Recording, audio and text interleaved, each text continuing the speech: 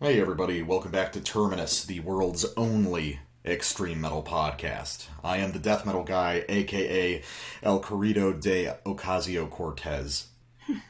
And I'm the black metal guy, aka Traversing the Moonlit Vales. How was your break? Are you re-energized to talk about metal some more? Well, I got a few more ideas, which is good. Yeah, it was nice to do things to get things other than Terminus done for a minute. Yeah. I couldn't describe it as restful, but it was good. All right, how Oh about you? yeah. No, I was the same. I just fucking worked my ass off the entire time on just like day job shit. Yeah. It's like, although it was definitely weird on Saturdays, just being like, oh, what do I do now? Oh, I don't have a show to prep for or anything. Okay, I guess I'll just Yeah. play video games or something. Yeah, it was good though. By the end of the break, I was like, okay, it's time to terminate. Time to jump back on, jump back on that horsey. So, I guess a special beginning of the year episode. We are doing 5 records. Well, we're kind of a mini review of one of them, but yeah, we're jumping right back in. And before we get into those, if you're just joining us, welcome to season 2 of Terminus. If you would like to follow us, well, be sure to like, comment, and subscribe if you're listening on YouTube, or feel free to subscribe or leave us a review on whatever podcast service you're using. Also, if you want to follow us on Yeah, social we've only media, got 7 reviews on that. We've only got 7 reviews on Apple Podcasts. They Yeah, can that's- make that 15. yeah, look, come on, guys, we need your assistance to propel us to the top of the charts in Austria or something. I don't know. So, yeah, but if you want to follow us on social media, you can follow me, the Death Metal Guy, on Facebook at Terminus Podcast, or follow the Black Metal Guy on Instagram at Terminus Extreme Metal. And additionally, if you're just getting with us and you're not aware of the bounty of additional content available to our subscribers who actually give us real money, feel free to check us out over on Patreon or Subscribestar if you're a really weird person. $3 and up per month gets you access to all of our Terminus Prime bonus episodes, and $5 and up gets you access to the Terminus Black Circle, our private Discord server where we do things like we did last night, where we all got blackout drunk listening to alt country songs together, and we're still hungover today. Yeah, we made a pretty good sort of bleak Americana playlist, running from kind of very emotional hardcore to this sort of Americana stuff to some hip hop. I think I'll see if I can reproduce something like it and put it on the Terminus channel. Yeah, that would be cool. Definitely give people... Because honestly, just when I'm doing this show, I basically don't listen to metal. I mean, 4 new records every single week is plenty for me. So most of my listening outside is gonna be all kinds of different stuff. So it'd be cool to show some people some of the other stuff that we're into lately. For sure. All right, I suppose, should we talk about metal? Is there Yeah, I any other guess- housekeeping we need to do? Well, I mean, it's 2021, man, and the world's only getting worse. So yeah, let's talk about black metal and shit. Okay, so basically 5 records this time. So I am opening up this session with the new record by Vergeblichkeit called Die Almosen der Wunde. This is an Austrian gothic black metal-ish project that I'd never heard of before. This is an independent release, so it's our first time trying them out, and it's definitely very unusual. Definitely not the sort of gothic black metal you're imagining from that title. Yeah, definitely a lot artier. So we are pairing that with something else very unusual. which is the new, and I believe first full length by Haljoruna. This is Haustblot, and it's out on Old Mill Artifacts. Haljoruna was, I believe, the first of the Old Mill bands we reviewed over the summer. Since then, both they and Old Mill have been staunch supporters of the show. Shout out to those dudes. We look forward to reviewing it. Oh, and as far as genre, I guess, well, very hard to say, but let's say very internet folk black kind of thing. That's probably as close as we can get to it, but we'll definitely have a lot to say about it. It's a super interesting record. And then kind of a mini review we're going to do, just because this release is pretty short, but obviously we had to talk about it. We were talking about it a little bit on our final show of the year last year, and we said we would cover it, at least in some capacity, and that is going to be the new Maquahuitl EP, Su Pistola and Mano.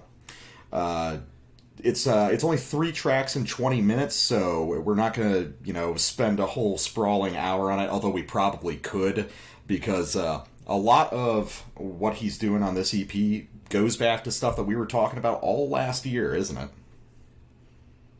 Yeah, about sort of distinctly American approaches to black metal that don't suck. Yes, it connects a lot to things we were talking about, especially in that episode 26 about Ivernac and Pan American, but also all throughout the show, and Oldowan and all that. So it will be.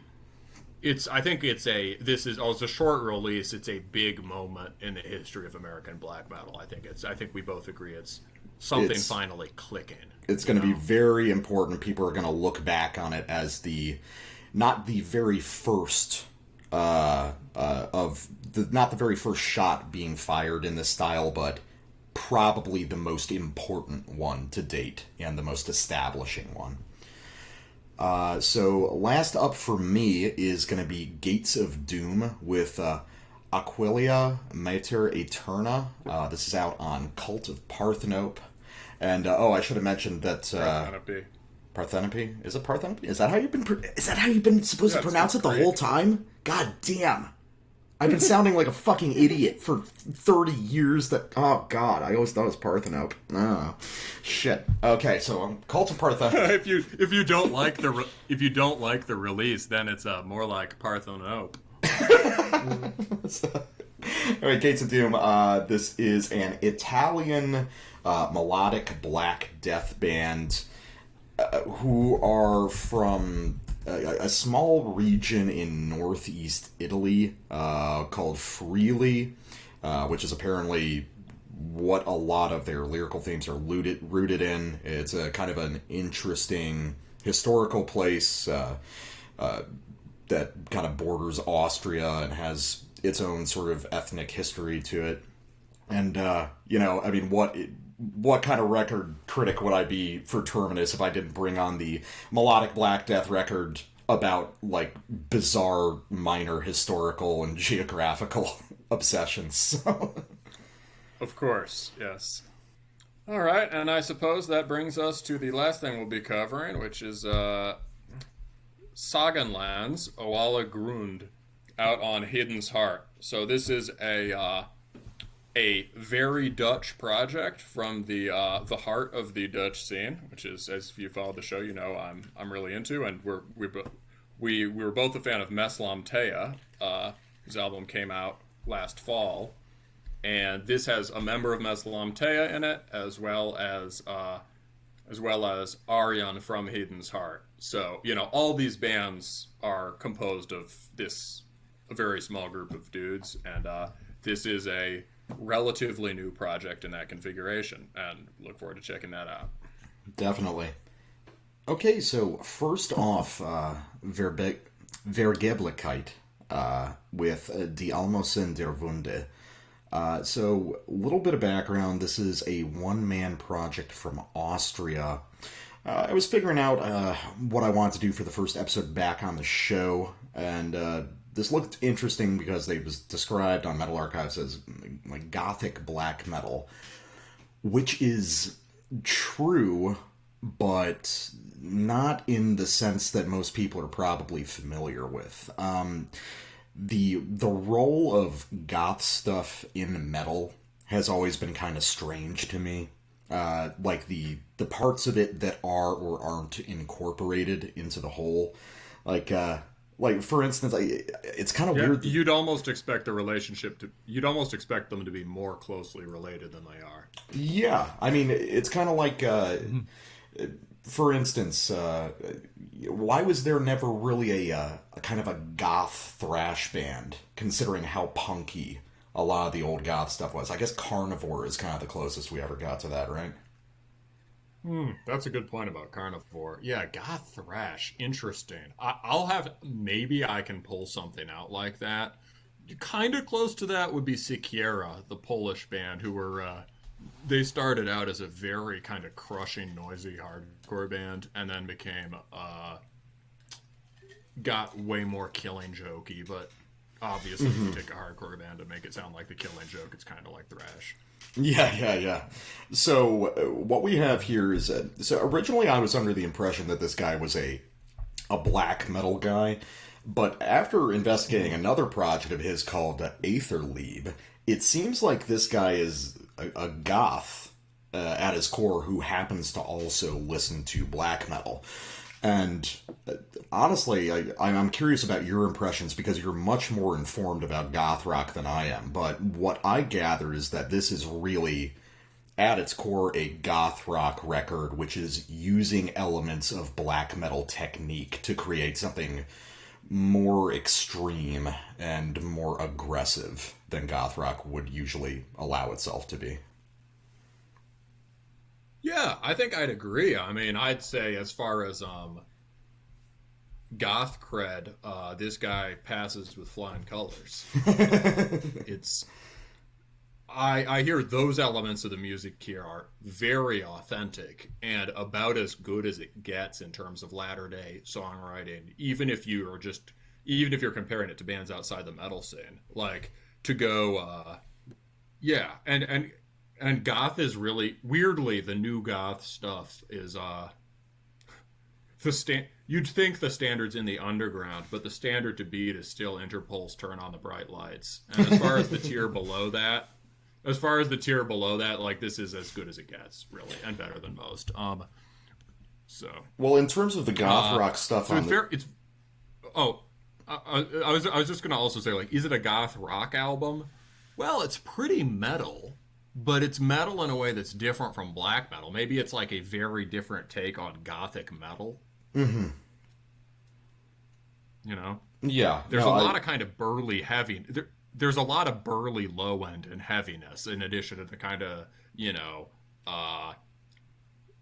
shimmering, eerie leads and stuff. Yeah, I mean, in terms of goth rock ancestry, what would you compare this to? Because there's some stuff that's very like Cure inspired in like the clean kind of glassy guitar lines, but it doesn't really sound like Fields of the Nephilim or Sisters of Mercy or Christian Death or anything like that. I think basically I think this is an odd band but also a really good one, basically. The impression I get is that it starts from this really strong concept, which is something like, gothic kind of metal foundation, black metal elements, and then it starts to like pull in all these influences around it in a kind of vortex, right? Mm-hmm. It's not like starting from any one band, and there might be this sort of, which means there's sort of like something difficult to pin down about it and interesting. Fascinating. As far as specific influences, I heard all of those bands you mentioned, except maybe like Christian Death in this, or Killing Joke. That I pulled apart later that is very like nod to Sisters of Mercy, but it goes by in just a second. I'd say the guitar work, I hear what you mean about the Cure in some spots. I also hear I hear a fair amount of like Nephilim stuff in the arpeggios. Mm-hmm. And also, but it's also pulling in all this like 90s sort of Swede goth kind of stuff, like October Tide and Catatonia and other bands that I don't know well. Mm-hmm. this kind of like doomy, melancholy, doomy, flamboyant metal stuff. It's the point is that it's one of those things where some bands really are just horrible cut and pastes of a shit ton of influences. Yeah. This is one of those bands where if you start talking about influences, kind of like with Sepulchral Curse, if you talk about influences, it ends up sounding like you're just listing a ton of bands you like. Yeah. And that's just because this guy has a pretty original style and he successfully integrated them all. And if you wanted to pick out what it sounded like, you'd have to go riff by riff, Yeah, well, that's fair. Well, and speaking of going riff by riff, let's go with the first sample of 2021. So this is just the opening off the second track called Vodentum Geheiß. And as soon as I heard this, I knew that I wanted to cover this on the show. So let's just listen to that from the top. Mm-hmm.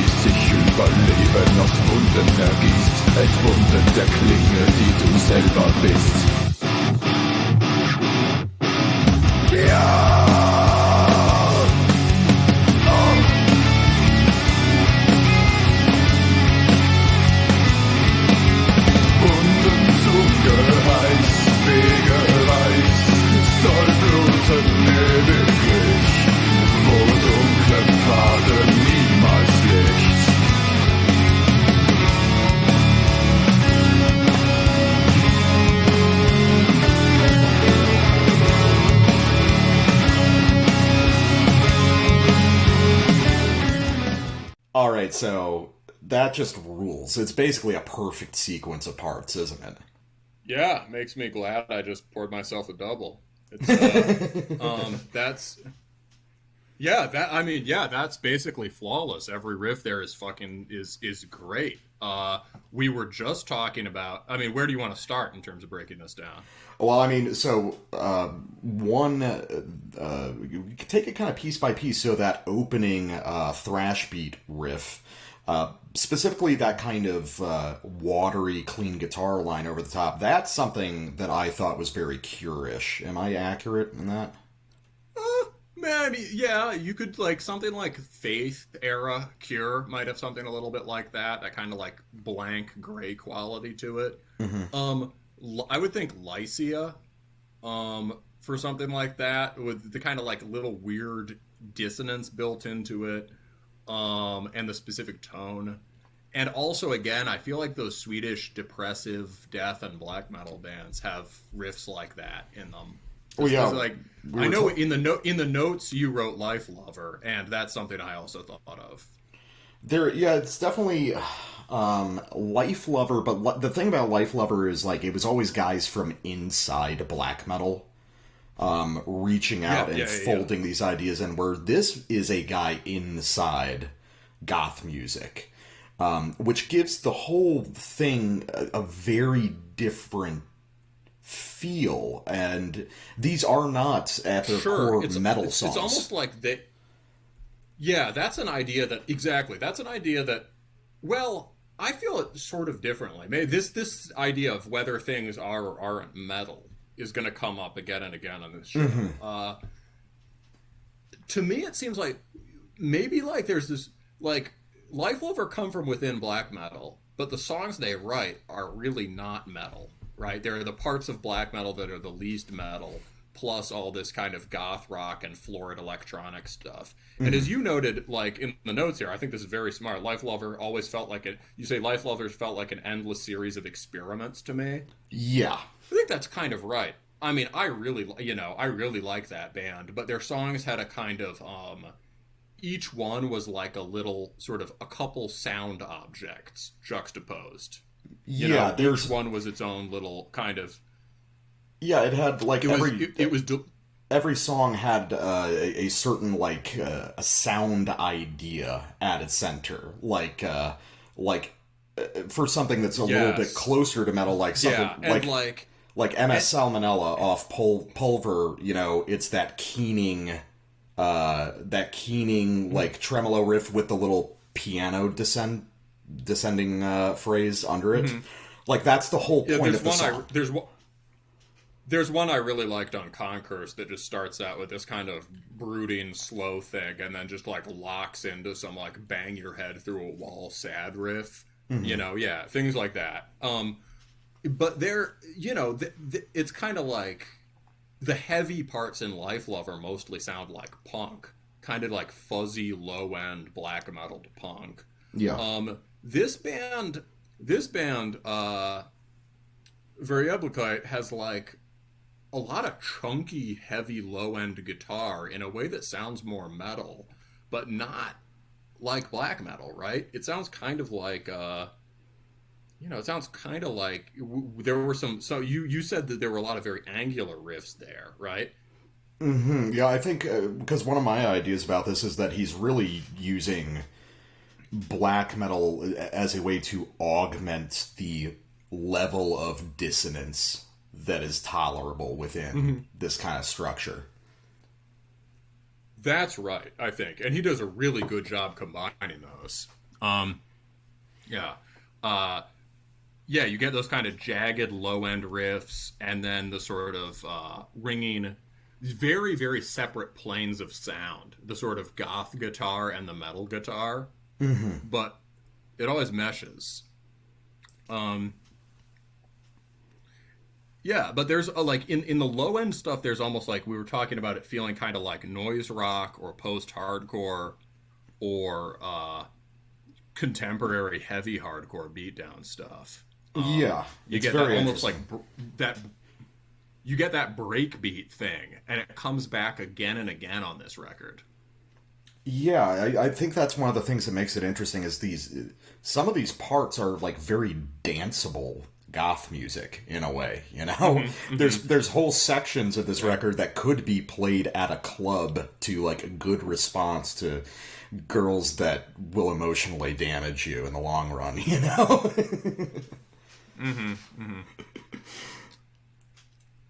Yeah. Or the short run. It's but yeah, so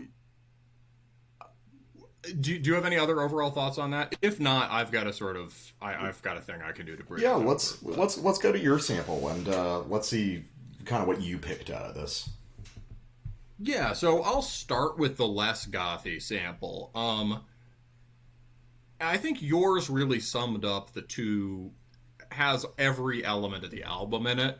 This leans a little more toward the metal and black metal elements, but again, this will give you a better sense of this sort of like bludgeoning, pounding, almost kind of like alt metal or hardcore moments, and also straight black metalish sounding stuff. And I'll try to pin down where that's coming from after we listen to the sample. So this is from On die Stachel kann ich nicht sein. All right, let's do it.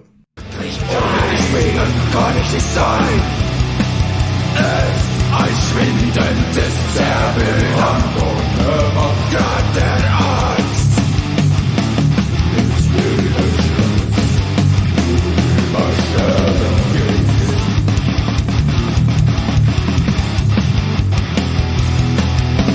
Dieser Stachel ist mein Herz.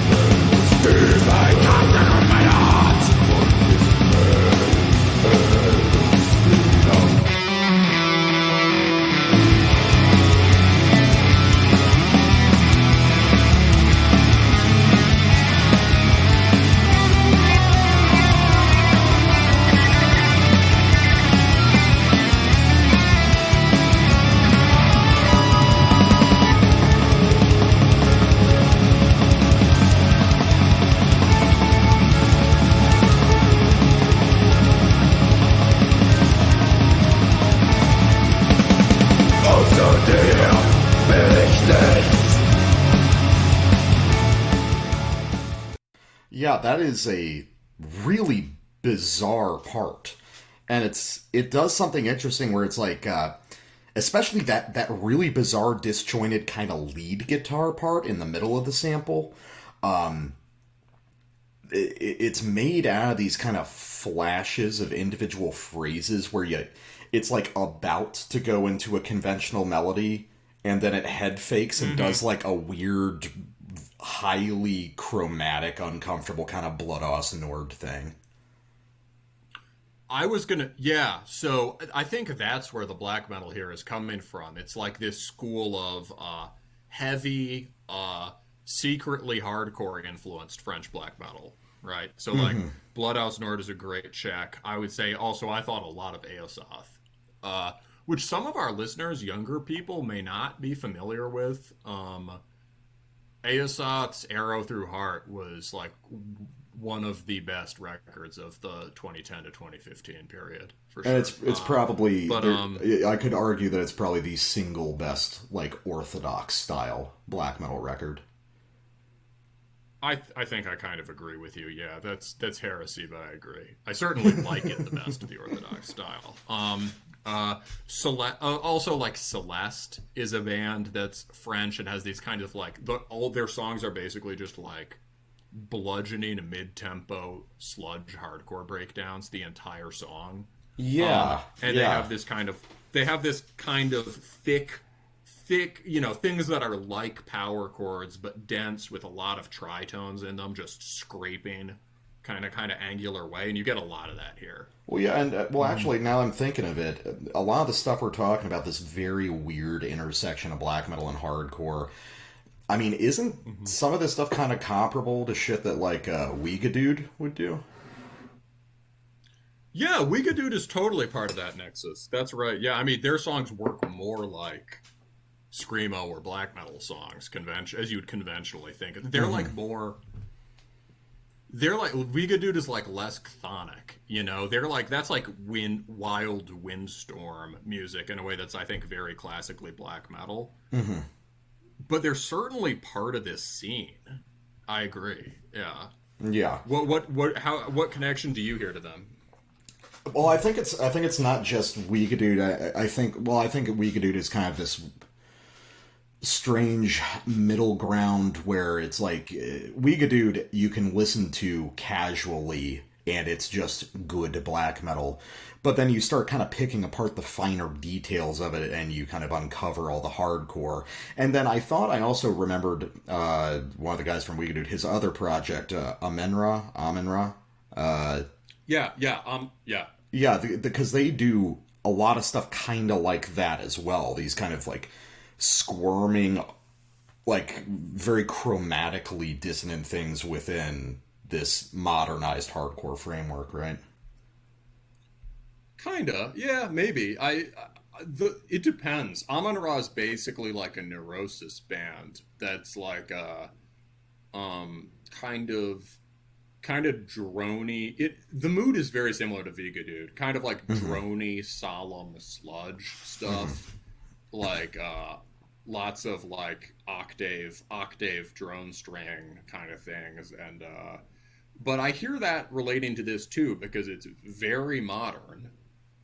It has this kind of gloomy gothic mood that's different from the sort of like I'm going to pillage your village kind of vibe of a lot of extreme metal, and a lot of burly low end, right? And the vocals, like, but you could still hear Amon-Ra and think, oh, this kind of feels like black metal. Yeah, I can get that. Well, and another thing that you picked up on that I didn't really realize until you said it was, I think that Catatonia is a really big reference point here, particularly like Brave Murder Day, because because he'll do these little fragmented lead parts, these little melodic lead looping phrases that you could mistake for Melodeath, but they really come from Catatonia, the first couple Catatonia albums. Because that's a technique that they use constantly throughout Dance of December Souls and Brave Murder Day. And obviously they're one of the... October Tide also. And obviously these guys are formative to the establishment of the sort of goth niche in extreme metal. Mm-hmm. Yeah, they're pretty in a class of their own. Yeah, so the other thing I wanted to talk about here, which relates to all that, is like, we've been isolating different lines, right, in the music, right? Yeah. There's like, we've been isolating like the heavy sort of grinding rhythm riffing, or the sort of delicate arpeggiated melodic lines, right? Or like the big kind of melodic leads you were talking about. But when you just listen to it all at once, especially on speakers or something, what I found was that, at least on first listen or surface listen, there's this kind of thing that's difficult to, I would almost call it like tonally muted quality to the sound. Yeah. It's like, at first, in most of these songs, you don't get a clear melodic outline materializing, which you normally get in a metal song, whether it's coming from, whether you're listening to black metal or death metal, and it's coming from the riff itself, or you're listening to stuff that has like a prominent rock influence, and you're getting it from kind of vocal hooks and these other cues in the structure, right? Mm-hmm. Usually some kind of central melodic idea coalesces. And here it's like you're getting, more timbre than pitch. Things are kind of hiding their outlines and kind of receding into this big space. Yeah. The distorted guitar. It has something. Most of the rhythm riffs in this are very, I think, deliberately cloudy. They've got this very faint outline in the way that, like, as weird as it is to say, like old Paysage d'Hiver would have or something. And it's really only when they start doing this more aggressive kind of modern rhythmic stuff that it really shows its face. It's more like, I mean, you could almost replace the guitars on, like, the tremolo riffs with big, like, synth washes with, like, a lot of delay and reverb on it, and you get a similar effect.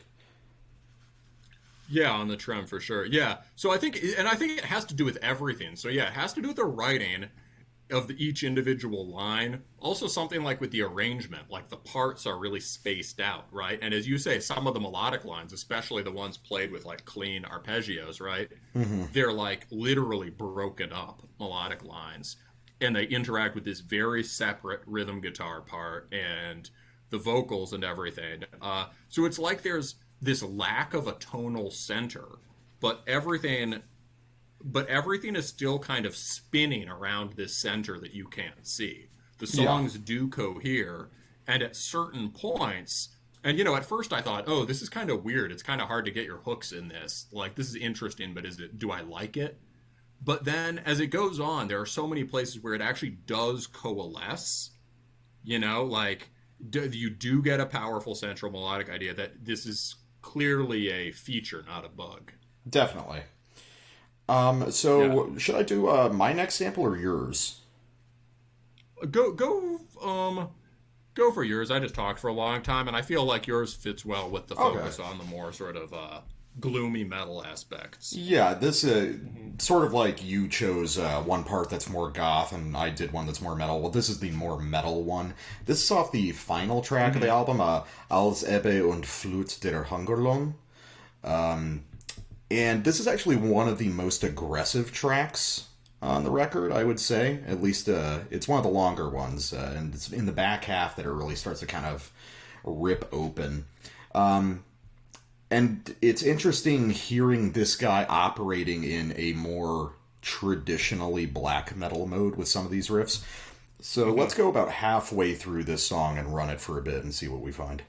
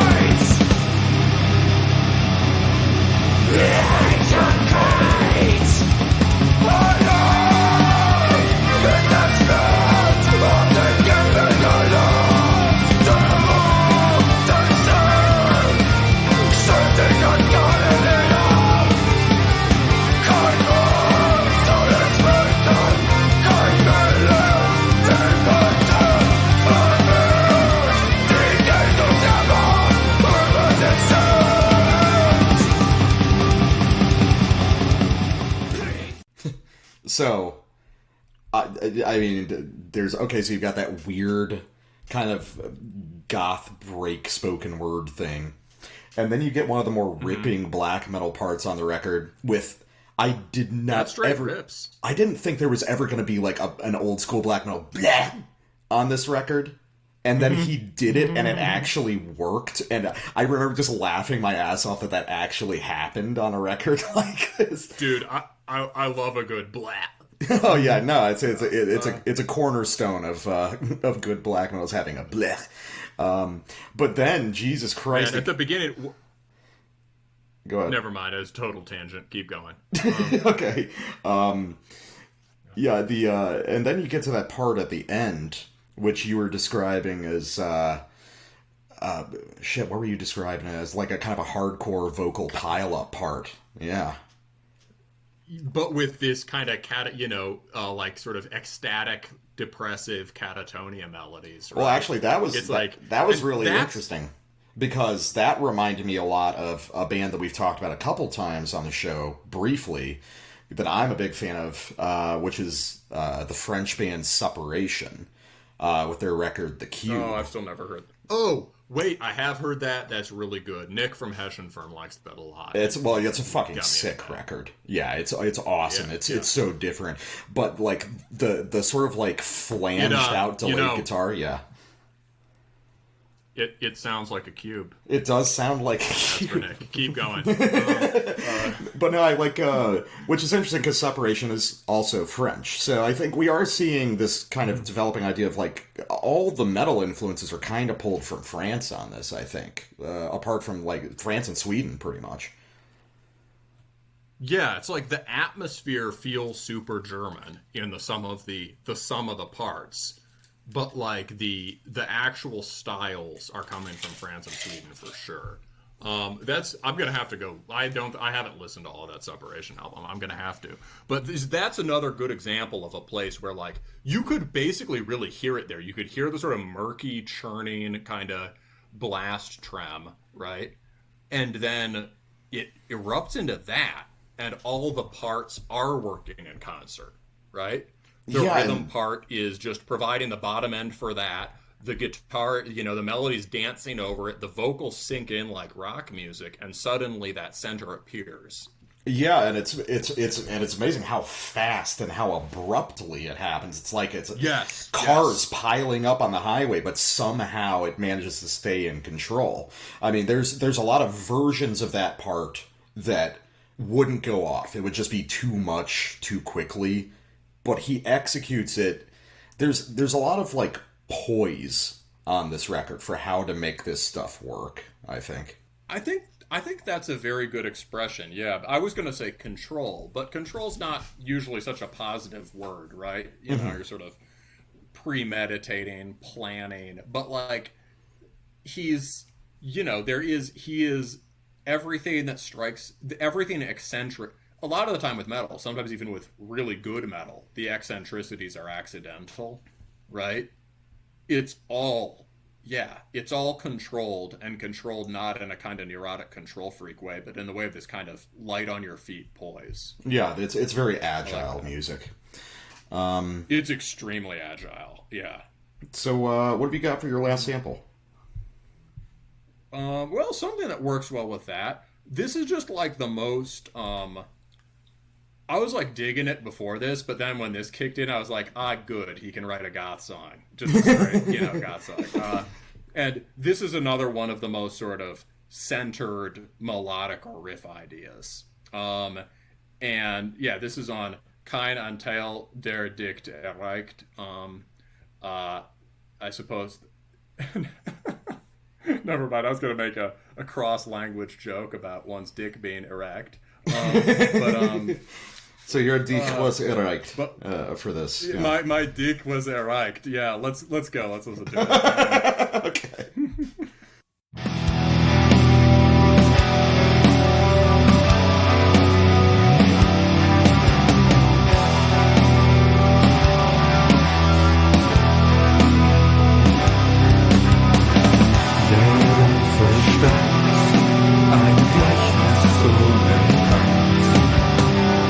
Als mit Gefühl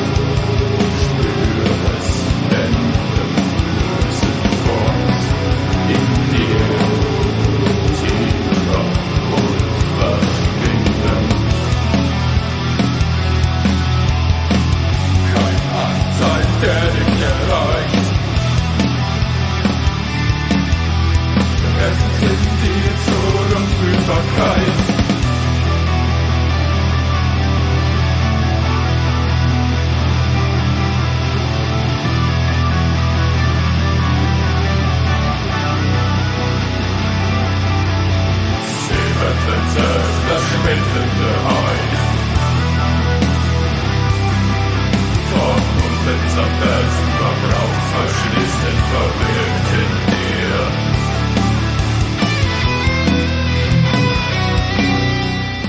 Yo, the show's been good, but I gotta go walk into the night and just It's dude, we were talking a lot while that was playing, and dude, the way this guy transitions between these straightforward goth rock parts and the black metal stuff so abruptly, but it always lands. I'm not sure what it is, but he makes those really abrupt transitions work for this music in the way that they wouldn't for a lot of other people.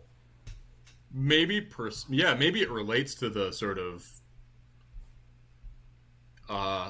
it might relate to the strange way that it's arranged, because like if you're following any one big riff or melody and it jumps to another big riff or melody, that'll often set off the schizophrenia alarm bell, right? Mm-hmm.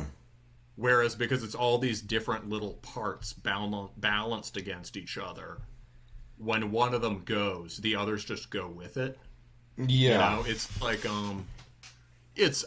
also, he's just really good. I mean, we were listening to this. It's like, I think for both of us, the more we listen to this, the more we like it. This is very smart music. Very smart. Yeah. This is, there's high IQ and there's sort of, not high, low IQ. There's sort of like, there's sort of, peasant beer hall German black metal like Moonblood or whatever, and there's like aristocratic German black metal like Ruins of Beverast, right? And you can this is the latter for sure. He's so like that little echoing I was just gonna say, like, with that descending, cascading arpeggio at the end. Yeah, plus these little slides that he's tucking in there, you know. Oh, the little bend at the end kills me, right? Yeah, that's pretty Sisters of Mercy. Yeah, and very Catatonia. But like the real Sisters of Mercy thing I was hearing was like the beginning of that, where that clean vocal hook comes in. Mm-hmm. Also, his goth vocals are great. They're not like tossed off fake strained cleans. They're just singing. And the way that hits, da da da da da da, it just sort of slides. It's a hook that slides in over a couple chord changes and then goes out. That is really Sisters of Mercy, because that guy was like Andrew Eldritch was like a masterful pop songwriter. And the other people in his band were before he kicked them all out. But he's that's a moment that sounds like an homage, I think, and that where he just like pulls it off. No, I think we're in agreement. This is really good, and this guy's pretty prolific. He's done about 5 records. 5 or 6. So I think I'm going to go back because I'm very curious to see how this kind of evolved to where it is now. And it's kind of surprising that this is so underground and this has all just been independently released. Although I guess it kind of makes sense. There's not really a space for this sort of thing. He's kind of making it, isn't he? Yeah. It's, and he, I think he doesn't need, he's not in it for the money because he doesn't need the money. The way I hear it, he lives on his family's moldering estate in Upper Austria, drinking ridiculous amounts of red wine and chasing the servant girls, but sometimes feeling the hollowness of it all, especially when the mountain peaks loom black in the dusk like fangs closing down on the valley. He collects original prints by Alfred Kuben and does that German fencing thing where you use sharp foils and no face masks. Also, I love his I love his picture on the Metal Archives of just him with the empty glass of wine, a hand covered in blood, and some sort of like bondage style horse head mask. It's a fit. It's a fit. That's a look, man. Yeah, see the blood's on his hand from the fencing. So, this is a really good record. I definitely want to check the rest of this stuff, and hopefully we'll get him some attention because this is worthy of getting ears on it. Definitely. For sure. All right, let's take a quick break and get back with our next record.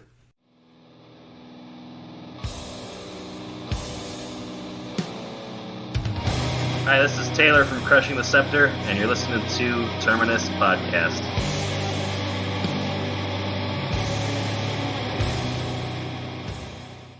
All right, next up, Haljoruna, Haustblot.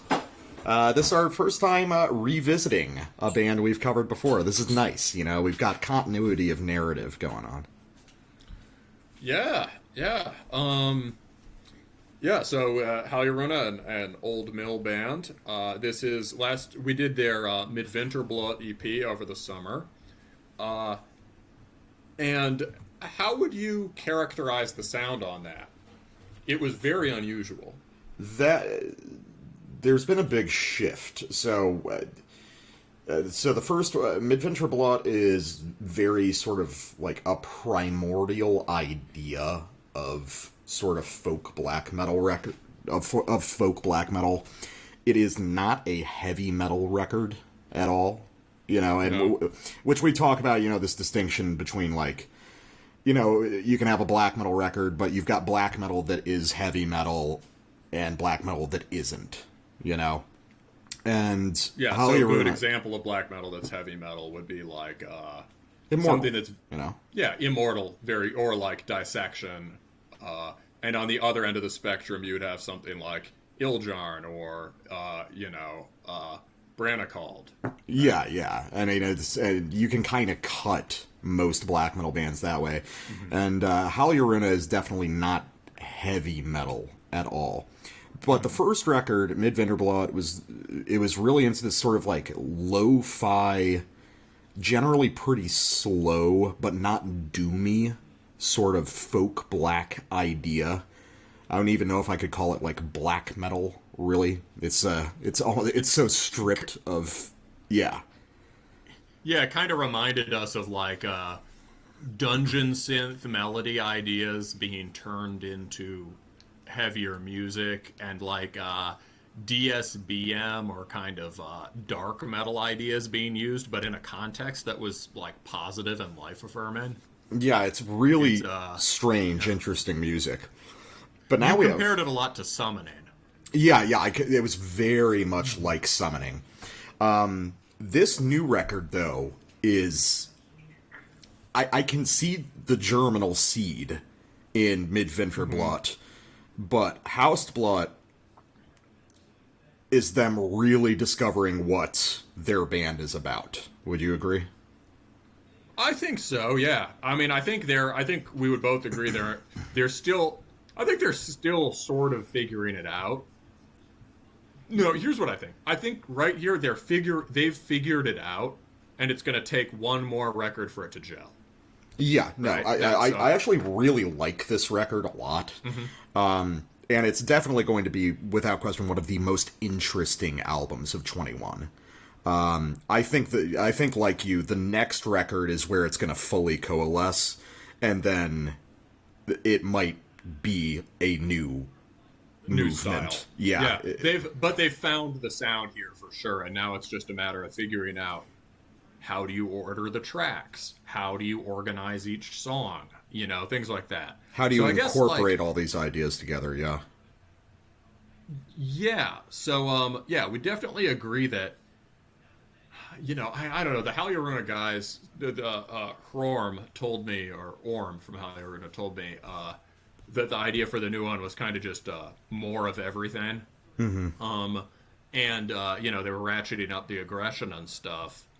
And it seems like a lot of the explicitly summoning or dungeon synthy stuff has dropped out.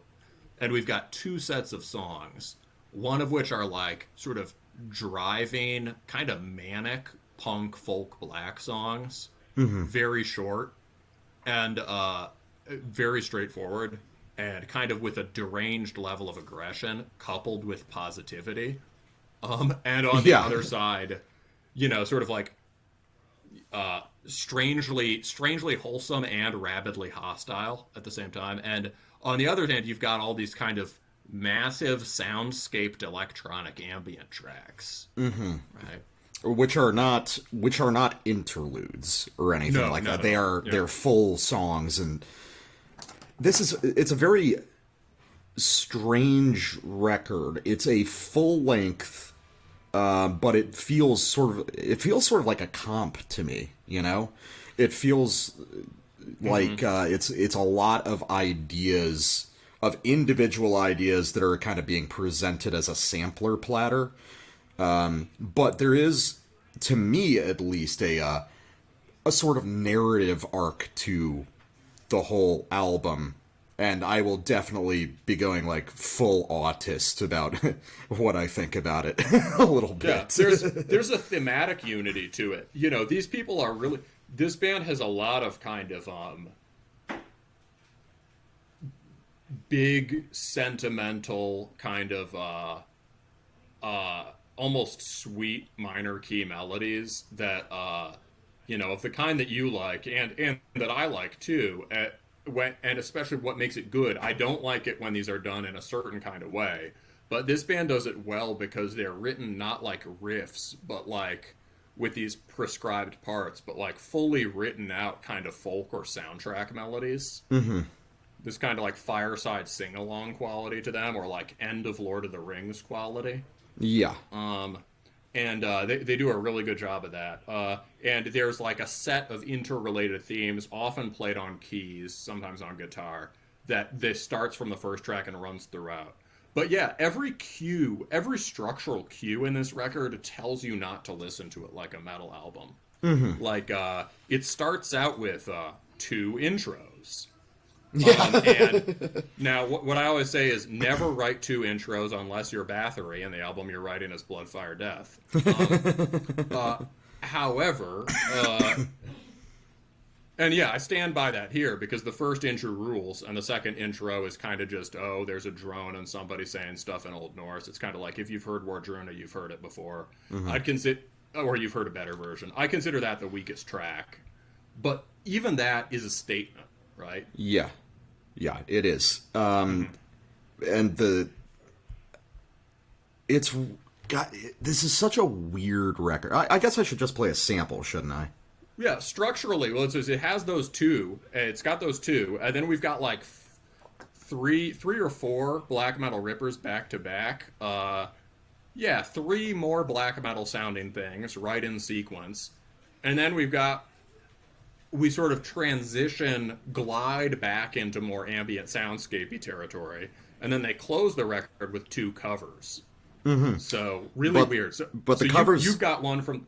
Yeah, the covers. Let me make it clear: the covers here are not bonus tracks in the way that people think of covers. They're part of the album. I've got a bizarre theory about this record, but so let's.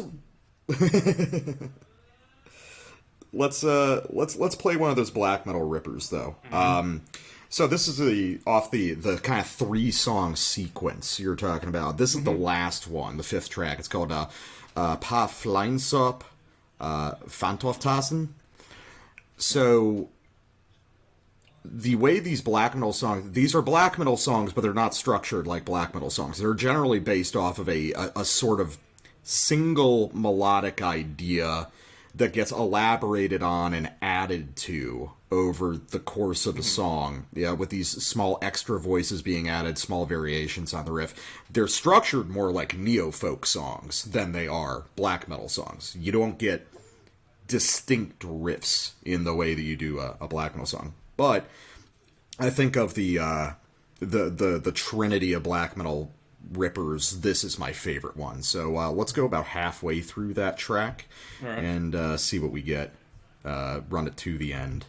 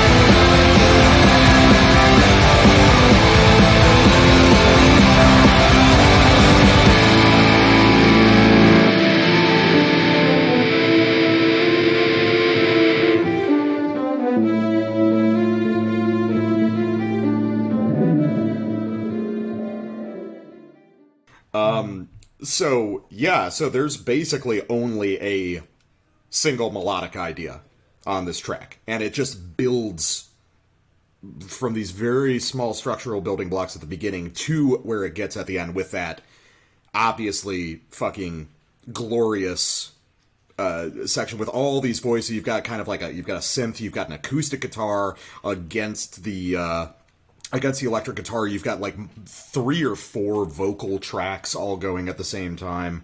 It's a great example of that kind of end of Lord of the Rings melody. Yeah, well, it's interesting because that's like that melody in and of itself is basically like a stock, like folk metal melody. You know, It's not wildly creative, but the way they engineer their way to this melody gives it significance. Like a power metal band would just start with that.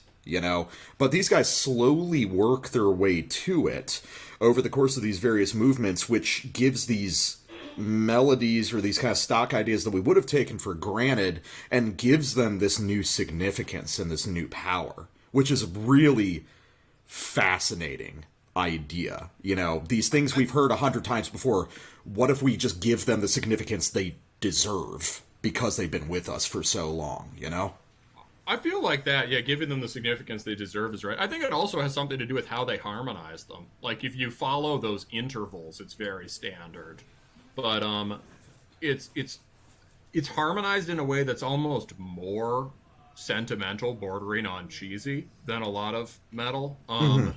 And it kind of works because they take something that... because they're in control of it in a way that bands that accidentally end up there aren't. Yeah. And also just because of the OTT like aggression in the rest of it, it sort of balances it out. But more than that, like, I think the harmonies and the timing, like, I really think these guys have an ear for how these don't really sound like folk melodies per se, at least as far as I know. Well, some of them do. Skomringsheim, which is the jam on this record, at least for me, kind of does. But, like, they have an ear for how folk melodies sound and how they're timed rhythmically and how they move. And I think they actually listen to, Norwegian or Scandinavian folk music. One of them's Swedish. I'm sure they do. But what's also interesting is I think they listen to a lot of stuff that we hate, actually. But sure, yeah. They have this warped sense of songwriting, so when they use these techniques, they come across completely different. Like, I think that these guys probably listen to a lot of the Atmo Black stuff that we really don't like. I don't know about that. Oh, no, I can totally see it, because especially these, like, much more open, kind of sentimental major things. Like, they're probably listening to, all the shit on, like, atmospheric black metal on YouTube, where it's like, oh, there's I don't know. There's a deer and there's a rainbow in the sky over the lake in the fjord. It seems like people who came from the black metal scene trying to approximate something about that feeling. Because if you think, like, the part before of this song, like, the part that came into it was like a stomping, kind of dissonant punk black metal riff. And those crop up, in any of the heavier songs. You could be right, because there's definitely a convergence with that stuff. I wouldn't be surprised if they listen to electronic music that we don't like. Oh, they definitely do. I mean, I'm sure they listen to Dungeon Synth, and clearly one thing, I mean, it's interesting you described, like, the earlier part of the song as kind of a stompy kind of dissonant riff, because I read it as a very kind of Hvislasset Tar Os kind of thing, Yeah. Kind of grumbling Burzum. Yeah, but that's like the root of that sound. I think there's a lot of Burzum. Yeah, so that's another thing. There's a lot of Burzum here, and every era of Burzum is represented. There's, in fact, a not particularly buried Burzum meme as an Easter egg for those of you who will find it. But they really listen to Burzum, and they listen to post-prison Burzum, too, which is, I think, part of where the super melodic aspect of this comes from. Yeah. And some of, like, also Varg's been making these weird sort of ambient soundscape things.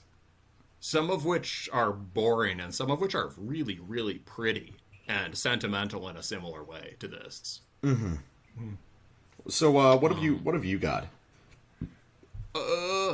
Well, I mean, I think we played Skumringsheim on the show already, right? Yeah, when you did your interview with Reese, right? Yeah, probably. Yeah, at the end of that interview with Old Mel. So yeah, Skumringsheim is a demented song. I highly recommend it. It's got that kind of Burzum thing, the kind of Vindir thing that you identified with this band. Yeah, and now I get the confirmation with the Vindir cover that it ends with. Yeah, no, yeah, you were right. And it's just insanely aggressive with a just beautiful, authentic folk melody, just on hammer dulcimer that's woven into the music. Can't recommend it highly enough. However, to try to understand the sort of, it's structured in exactly the same way as the song the death metal guy just chose. So, to try to show you what's exceptional and weird about this album, let's go to the ambient track right before the end. Because I think the point is, this is not the, or not before the end, before the covers. This isn't an outro. It's just a track. It's one of the longest tracks on here. All right. Yeah, so this one is New Heimar. And let's go to, we'll just play some in the middle of it. All right, let's do it.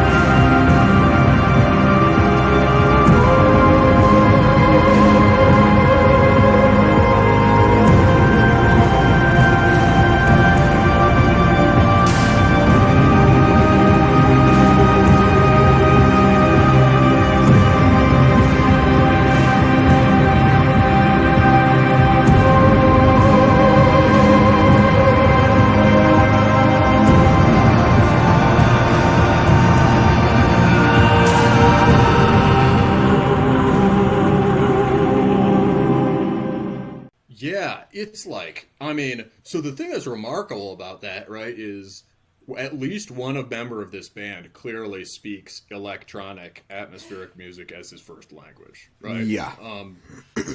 That is really rich. It's really dramatic. It pulls at sort of big primary color emotions in the way that movie soundtrack stuff does. Right? It's not like dark ambient or ritual ambient or post-industrial drone, whatever. But it's influenced by all those things, and it's raising them to this more sort of fervent emotional pitch. I think... Over the break we took, right?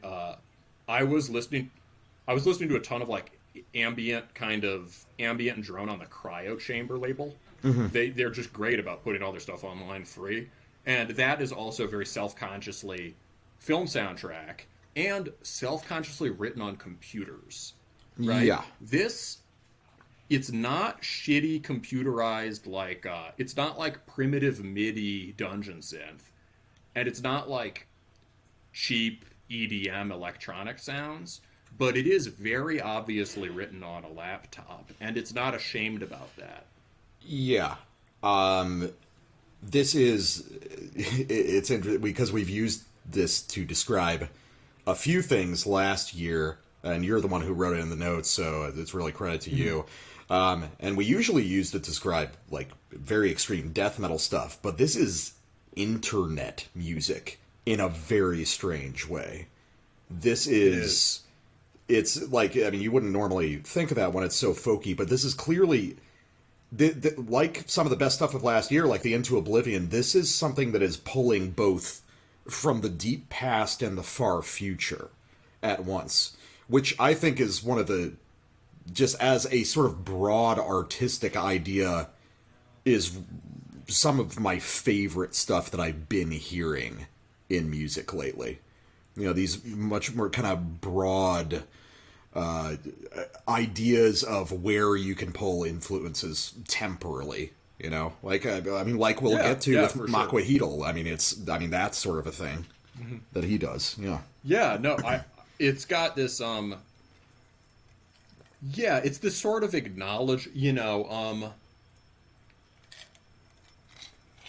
it's very conscious of medium, right?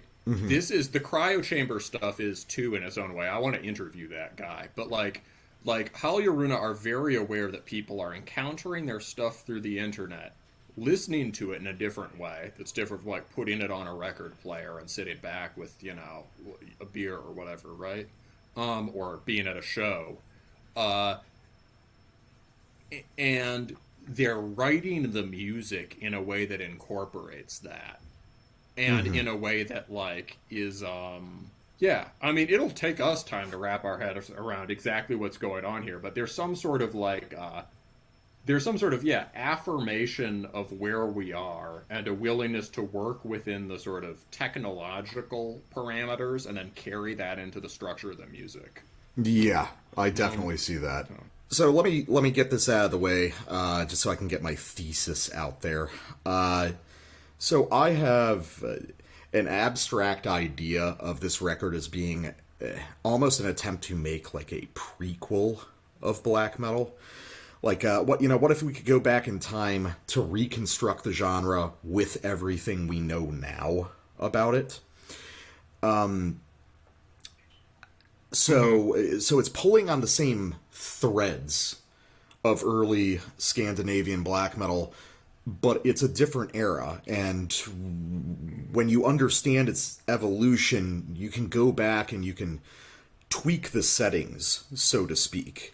So now, instead of these sort of fumbling ideas of incorporating folk music, now we've just got guys going back who actually listen to folk music, or the electronic stuff is now fully informed by 40 years of development in that direction. And so what you have is a record that is like hitting a lot of the same notes of like late 80s or early 90s Scandinavian black metal, but in a completely different form. Does that make any sense to you? Yeah, I mean, I would take issue with the characterization of the folk in early 90s black metal as fumbling, right? Like Hades or Trelldom, certainly not. But like, yeah, I hear what you mean. I think like, yeah, prequel, I mean, it sounds like maybe what you're thinking more is like reconstruction. Like, yeah, I mean, I guess you could call it like that, yeah. I'm just nitpicking about terms. I think like, I get what you mean, yeah. It definitely is like, this band is interested in all the same elements, right? The same cultural reference points, the same similar idea of blending dissonance and aggression with sort of sublime beauty. Same idea of like using modern techniques, which back then was like amplifiers and electric guitars, to make something that sounded ancient, right? Amps and electric guitars and Casios or primitive MIDI to make something that sounded ancient. And now this is being done. Yeah, no, I definitely agree. Or like, a thing that's interesting, right, is like the idea of what a black metal melody is, right? Now has way more to do with Windir and summoning and Toke than it does with Mayhem or Emperor, right? Yeah. And it's like people in the last 5 to 10 years have been really into these sort of like epic consonant melodies, which were always there, like in I Am the Black Wizards or whatever, but really brought to the fore now. And they're like, okay, this is what people like about black metal, and like the punky sort of savage power chord stuff. This is what people really like about black metal. Oh, this is what we really like about black metal. You can imagine them saying, and that all comes back. And you know how the early stuff was really honest about its medium? Like, hey, this is recorded on an 8-track, right? Yeah. Or like, hey, we picked up all the noise of the amps, right? Or whatever you want. This is all, or, we recorded it live in one take, right? Yeah. This is really honest about the medium, but in the way that, hey, we live in different countries and are making this on laptops. Yeah. It makes sense. Yeah. Mm-hmm. So I definitely, I completely get what you're saying. I think it makes a lot of sense. Yeah. Okay. Well, so back to you. What else do you have on this? I mean, do we want to play your sample now that goes with your sort of thing? But I could also play mine. You've got more of. Do you have you might have more of your thing that you want to get to? So do you want me to go? Well, it's a little bit. I can do mine now. I can do mine just so we got the continuity of thought. So. Okay, let's keep going. Okay, so my second sample is from the final track on the record, which is a cover of Windir's Journey to the End, which is like one of the biggest songs everyone knows off 1184. It's technically only a partial cover. They just do like the first half of the song, which actually goes on for about 9 minutes and change with a lot more kind of electronic stuff. But what's really interesting to me is going with this idea of this being a prequel. It's like the going back in time and then catching back up with the present. And in any movie with time travel, they go back, they alter something, and then everything's fixed, but at the end of the movie you get that sneak peek that like things are slightly different. That's the vibe that I get with this. So let's listen to the end of their cover of Windir, and I just want to talk about how it's a cover, but it's different now. Everything is different now. So let's try that out.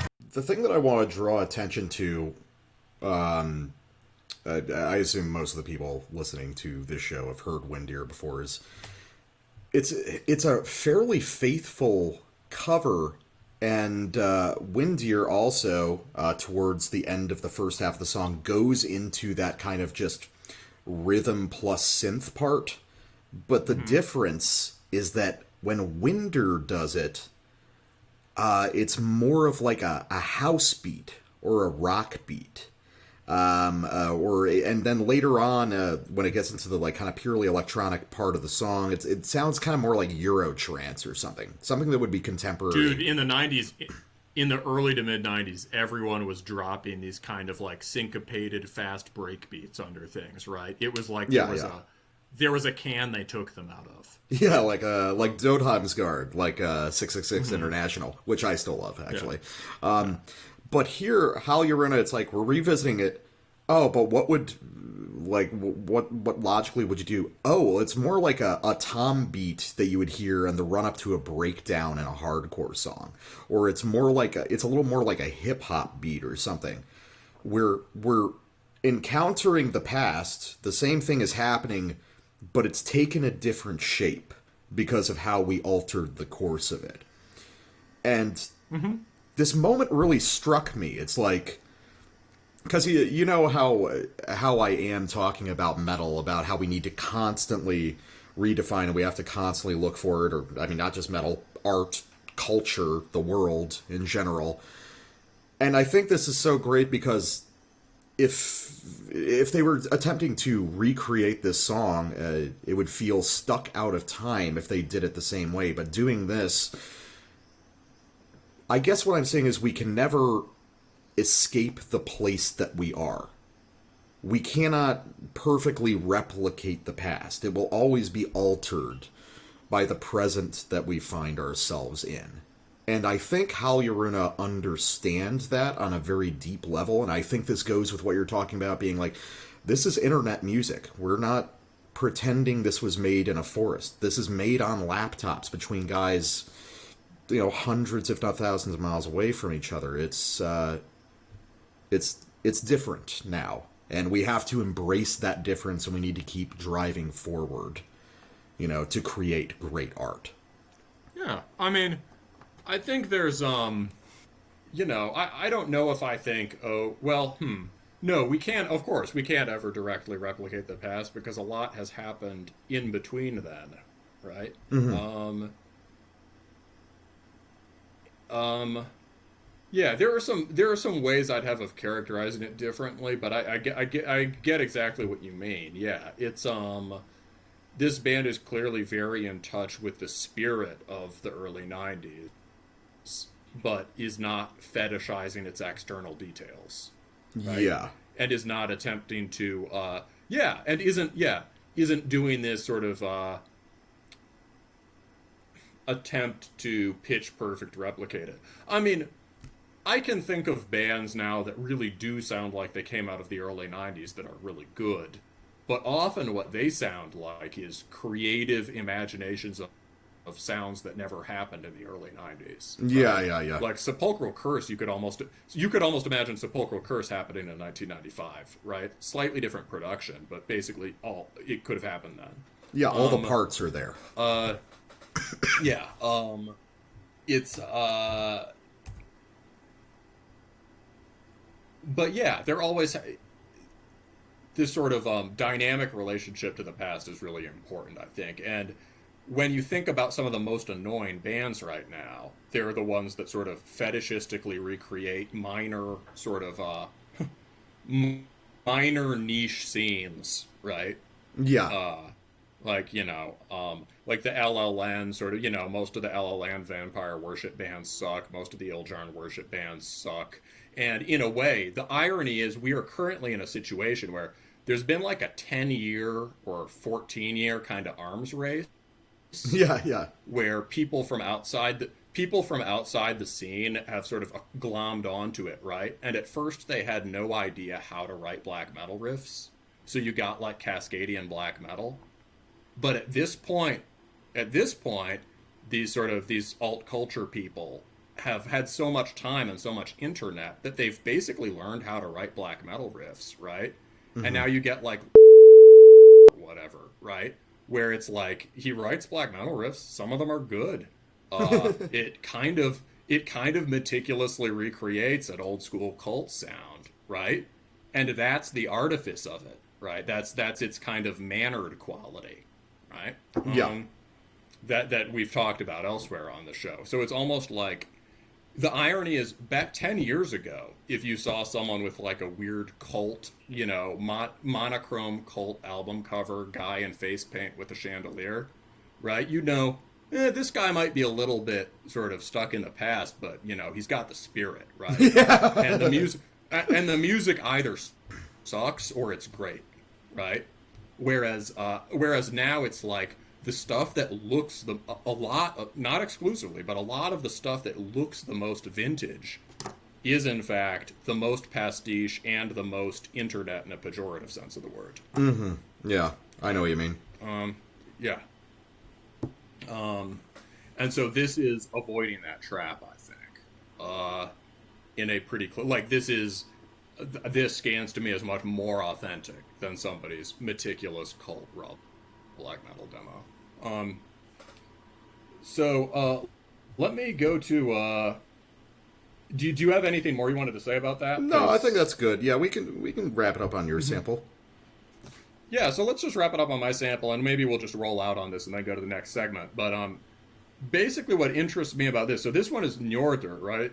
So that's like the Norse god of the sea. I probably pronounced that kind of wrong. But it is, I think this points towards where the band should try to go, which is structurally this is a long ambient track, but it's got vocals in it.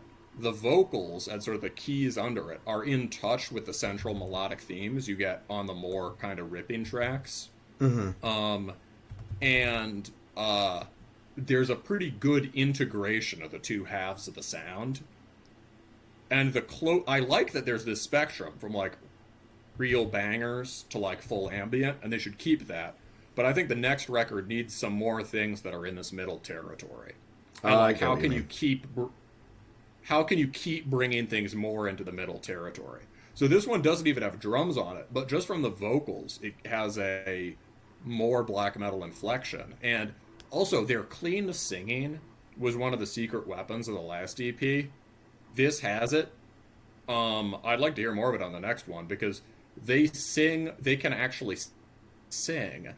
And the singing, it's not like they're doing cleans, like this shitty black metal singing. And the way they sing has a sort of Nordic harshness to it that makes it, pretty heavy.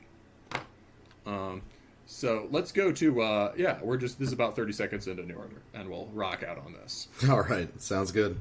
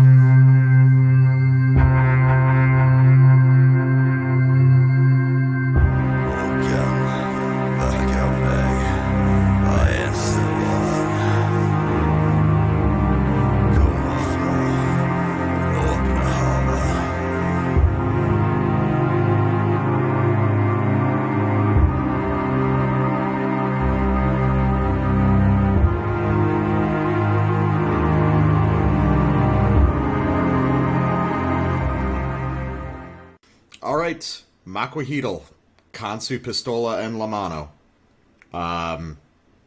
Shit, man.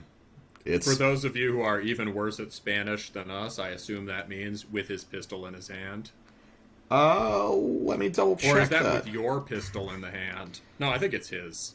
Let's see. I think you're correct, but... Yep, with his gun in his hand. Yep, that's correct. Yeah, this is great. This is incredible. The opening track, we've decided basically to we'll just play the opening track for you to run out this this little segment here, just because there's only 3 tracks on the record. Yeah, so this will be our mid-show break. Yeah, so El Corrido de Gregorio Cortez is probably, without question, going to be one of the best songs of 2021, period. It's perfect. And you're the one who has more experience with this band in particular, so I haven't heard anything by him before this record. So is this in line with his previous stuff? Yeah, very much so. But I think it's the sort of the fulfillment of it, even though it's just an EP. So, Maquahuitl's been around for like 4 years. It is basically, I would group it as sort of high caliber elitist USBM. Musically, it's drawing on sort of flamboyant melodic European stuff. The Finno-French thing for sure, but like all the most densely chorded parts of Satanic War Master or something, like kicked to 11 in this Baroque way, right? Yeah.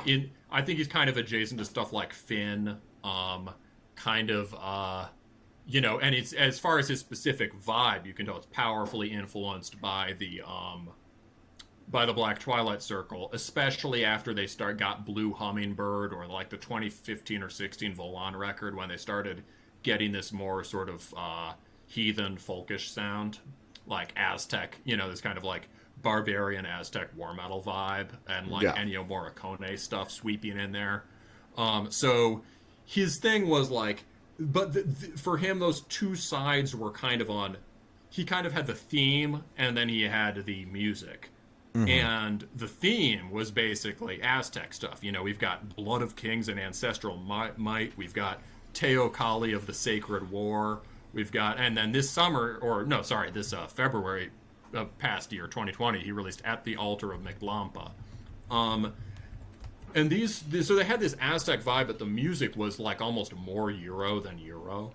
Yeah. You know, some of it sounded very German, too. You know, some of it sounded like hyperspeed beer hall music. And the riffing was like almost, you know, what I compare? Well, Finn in the sense that it's really proficient. Also, maybe something like Sunopfer, in that there's almost just like too many riffs of too high a quality. Like, he's so good at playing riffs that after you hear like 10 of them in a row, you're almost like, it's almost has less impact because there's less clarity of there's sort of an excess of riches, I think, at times, was the impression I got with Maquahuitl. But like very, very good, right? I haven't like listened to a full length all the way through yet. It's a band I've sort of been tracking, so you know, if other people think that opinion is incorrect, right, you know, just you can tell us.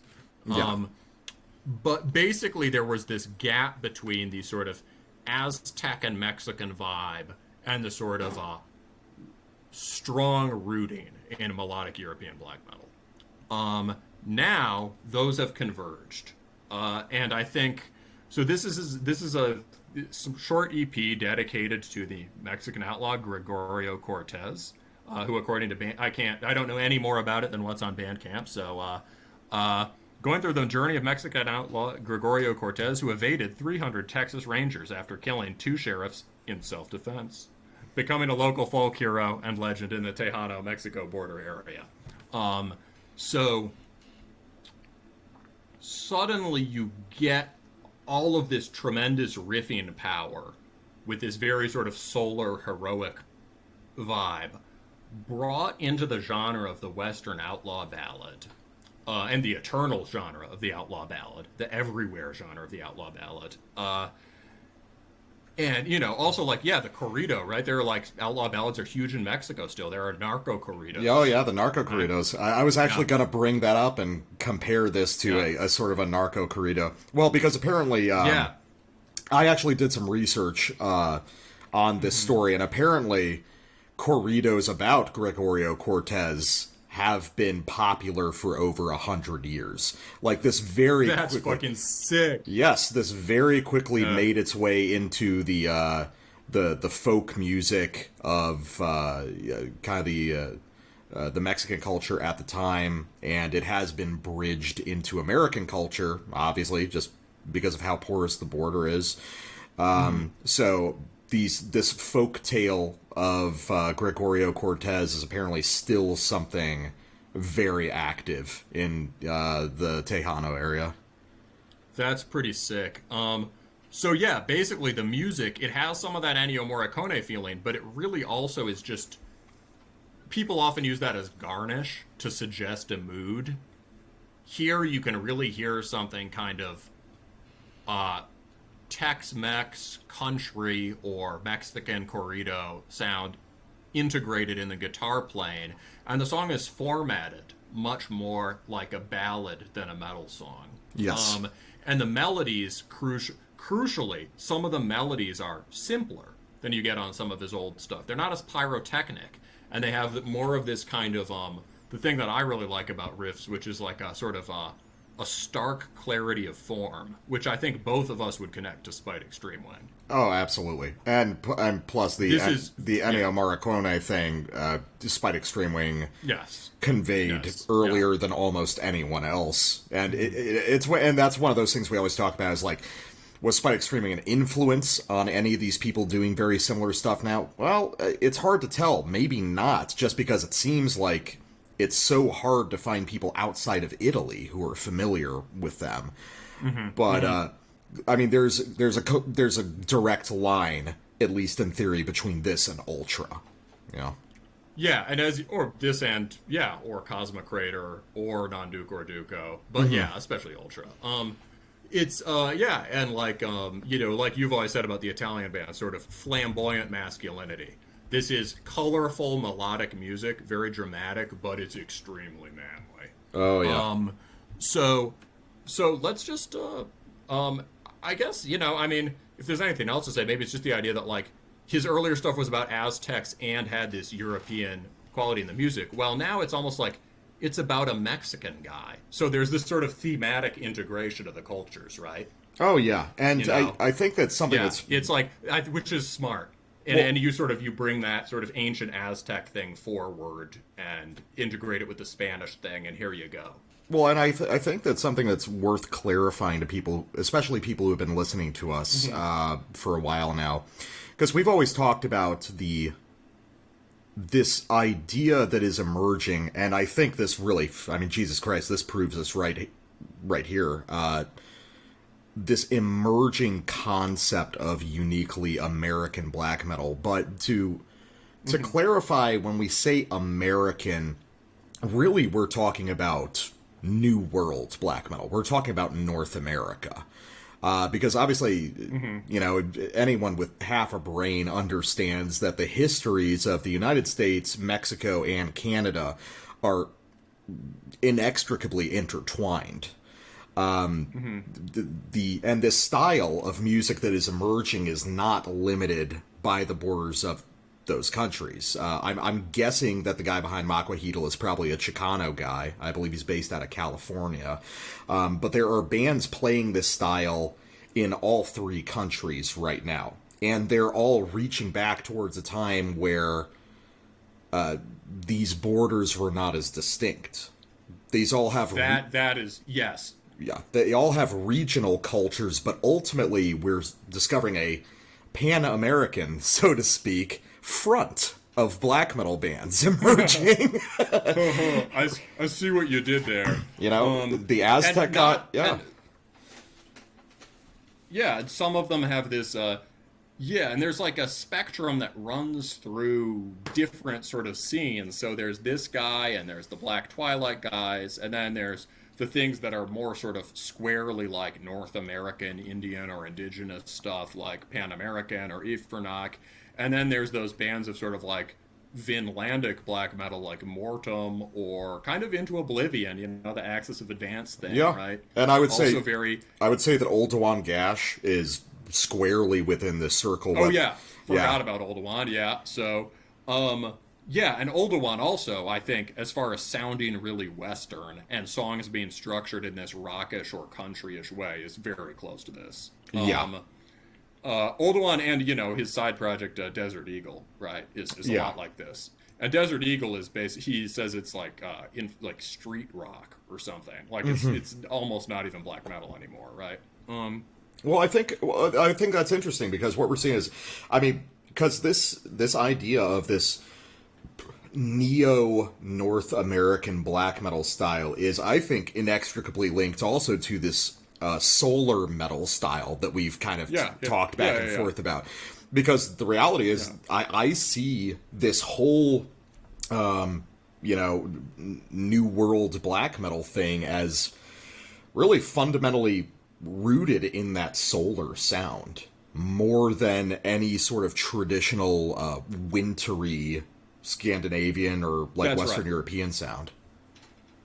No, that's right. It's not Scandinavian or whatever. Yeah, the sound comes from France and Italy, basically. And it's like the basic idea of this kind of like manly, sunlit kind of warrior music.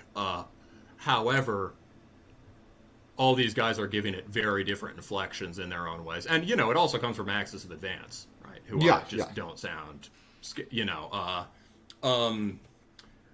no, I agree. And so it's like, I think the other thing about it is like, listen to this and think about whether it's a metal song, which is a theme that we've already been hammering for the last two things. Because and listen to it and think whether it's a black metal song.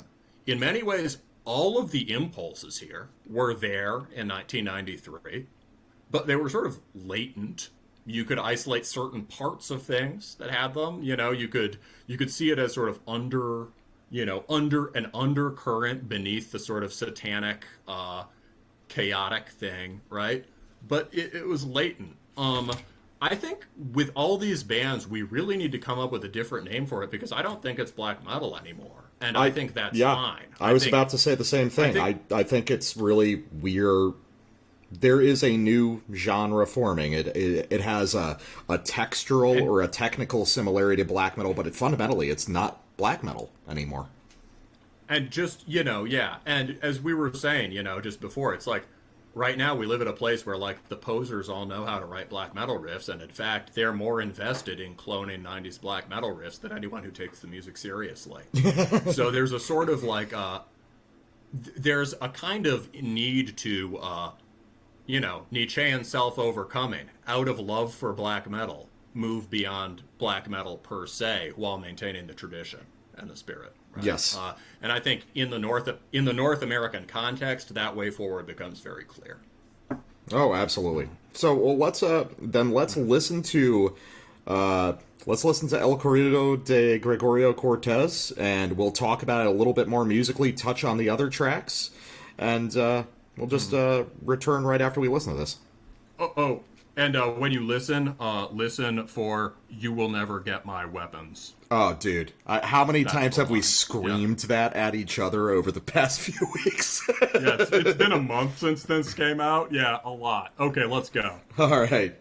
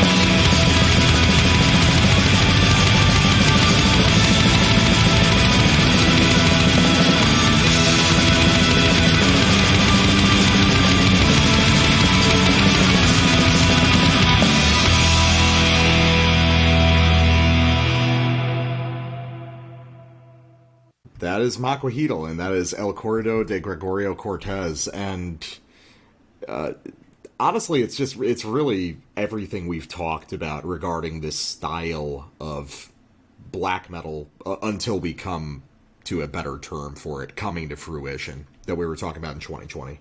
Yeah, well, a thing that really sums it up, a little detail, is remember when we reviewed the Ifernach Pan American split, you compared some of the Ifernach stuff to Bob Dylan. Mm-hmm. You were like, it has this kind of ballady feel, and I think you were talking about kind of the somewhat strummy major key sound of some of the stuff. Yeah. And he got in touch with us and wrote us a just really cool, basically just work of literature of a letter. Thanks to Finian, and he mentioned that you were right about the Bob Dylan thing. He was like, I never thought of it that way, but like now that you say it, that makes total sense, because he's like he's a raconteur, he's a storyteller, he was in love with this mythos of the West, and that stuff really, that idea of adventure and really appeals to me too, and so he saw himself in that tradition. Yeah, I can see that, and that extends to country music too, which is just sure basically the new folk of America. So yeah, some Bob Dylan sounds like country. Mm-hmm. And so no, absolutely. Bob Dylan's, it's like Bob Dylan, and it's just the traditions Bob Dylan is drawing on for sure. And what's happened since then. But yeah, this is fully in that tradition. You know what might be a good use of this remaining little roundup about this? Yeah.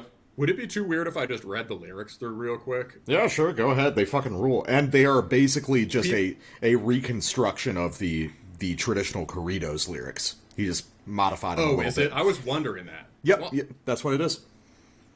Well, I'm glad you looked that up. Okay, so yeah, listen. And a thing I was thinking when we were listening to country music last night too is that like a country ballad like starts from a couple lines and then it just unfolds pure necessity. You have a conceit and then everything else just snaps in. Right?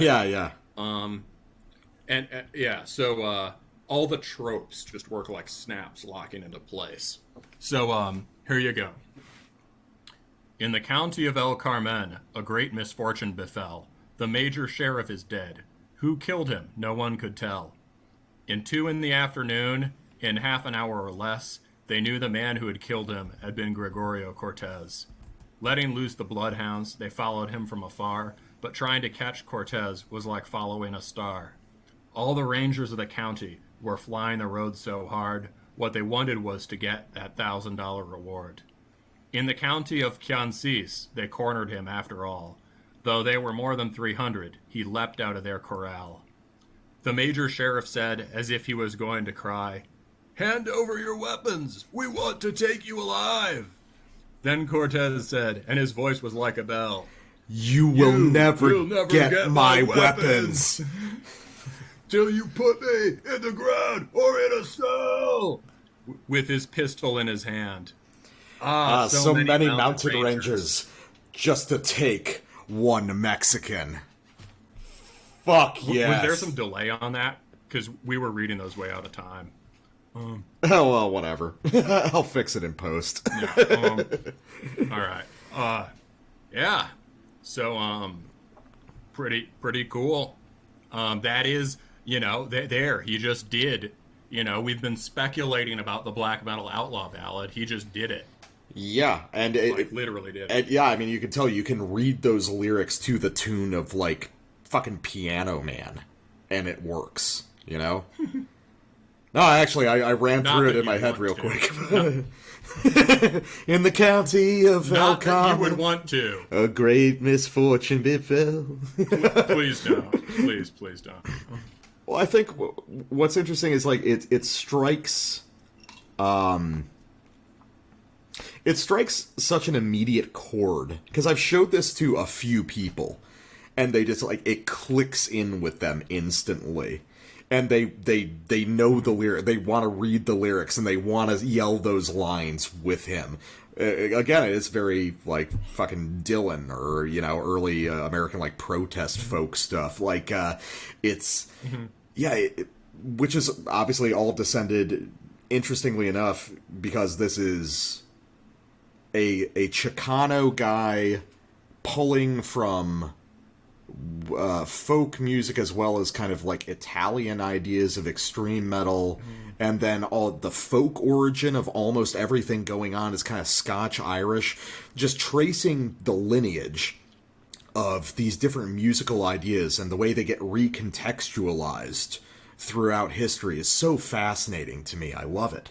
Yeah, I don't know if I hear that much Scotch-Irish folk here. Well, no, maybe just in the general... Well, yeah, just Western American folk in the or country idea, music. Yeah. I mean, that's all originally derived from Scotch-Irish folk music, which is why you hear the parallels in bluegrass over in Kentucky and Tennessee, stuff like that.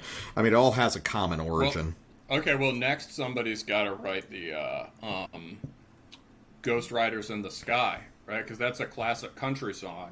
And what it's basically doing is cowboys, maybe half without knowing it, retelling the story of the Wild Hunt, but in the West. Oh, yeah. Ooh. You got me intrigued. You got to do some bonus content about that at one point. Yeah, maybe I'll try and write it, but yeah, let's go. We'll do, fucking the Wild Bunch as the retelling of the Seven Samurai and shit like that. Yeah, for sure. All right, so we good? I think so, man. I think this is a case where it's just like, yeah, listen to it. We really just wanted to bring this on just to prove, like, yeah, everything we were saying about this sort of New World black metal thing, it's happening. And just to clarify, I would like to say that I think that this is not the first shot by a long stretch, but I think that as time bears on, this will be seen as a pivotal moment for a new style of American black metal. I think this is going to be, years from now, considered a turning point. And I guess that's basically the highest praise that I could give anything. Yeah, really strong start to the year. Absolutely. All right, let's take a quick break and get back to some other things. This is a little one Gash, and you're listening to Terminus. All right, we are back with Gates of Doom, Aquila Mater Eterna on Cult of Parthenope. It's apparently how you pronounce it, and I've just been doing it wrong for my whole life, and that's great. So, okay, so this is, like we talked about, a band from Friuli, which is northeastern Italy, on the Austrian border. And, yeah, so this is sort of a very polished kind of melodic Black Death record. And clearly this is an attempt to reconstruct a sort of 2000s pop extreme metal thing that is basically gone now. Clearly a lot of the influences here have a lot to do with, like, later Immortal. I would detect stuff like Keep of Kalessin, which was a band that was huge at that time that's totally forgotten now. Oh, yeah. Yeah. There's some kind of Behemoth riffs on here. Yeah, there's some Behemoth stuff, but also, weirdly enough, rooted in, like, 2000s Behemoth. It's interesting. This is kind of a blast from the past, but in what is probably considered now a lot of deeply uncool stuff that was on, you know, Nuclear Blast and Spine Farm and stuff like that at the time. Yeah, and the major thing that makes it sound contemporary is just that it's sort of been updated with all of this kind of polished mellow black guitar. Right. Yeah, so, well, without spoiling it, I know you basically hate this, so let's... Yes. So, what about this... I have my issues with it, but I'm not, like, super negative about it. What is it that bothers you about this record? I mean, I don't hate it, right? The band's... I mean, like, the band is a cool concept, there's nothing bad or wrong about trying to make music for a broader audience or a bigger space, or writing something that's catchy. I think for me, and there are parts of this that I like just fine, but I feel like for me, this is a sign that a thing I'd been thinking about in the time off was like this sort of the new default sound of extreme metal in general is this kind of polished mellow black, loosely rooted in Finnish and French bands, loosely rooted in 90s Sweden, loosely rooted in Migla, kind of just a pastiche blend of all of them, right? Just sort of these smoothly flowing harmonious chords that sort of move over these set patterns, set rhythms, and it's like there have been bands using more substantial versions of that style that have done great stuff in the last 5 years, or much longer than that. But I feel like there's nothing inherently wrong about that kind of riffing. But now it's kind of achieved hegemony. It's at saturation, and at this point, it's already exhausted itself. And I feel like this is a really good example of that, because in the early 2000s, like pop extreme metal didn't have to sound like black metal. But now all the cultural capital is attached to black metal, and specifically this really sort of catchy pop variant of it. And so now it just has to be here, and it's here almost as a convention or requirement, and those are really the weakest parts to me. I can agree with that. This is a band who are better as a melodeath band than they are folding in these kind of black metal things.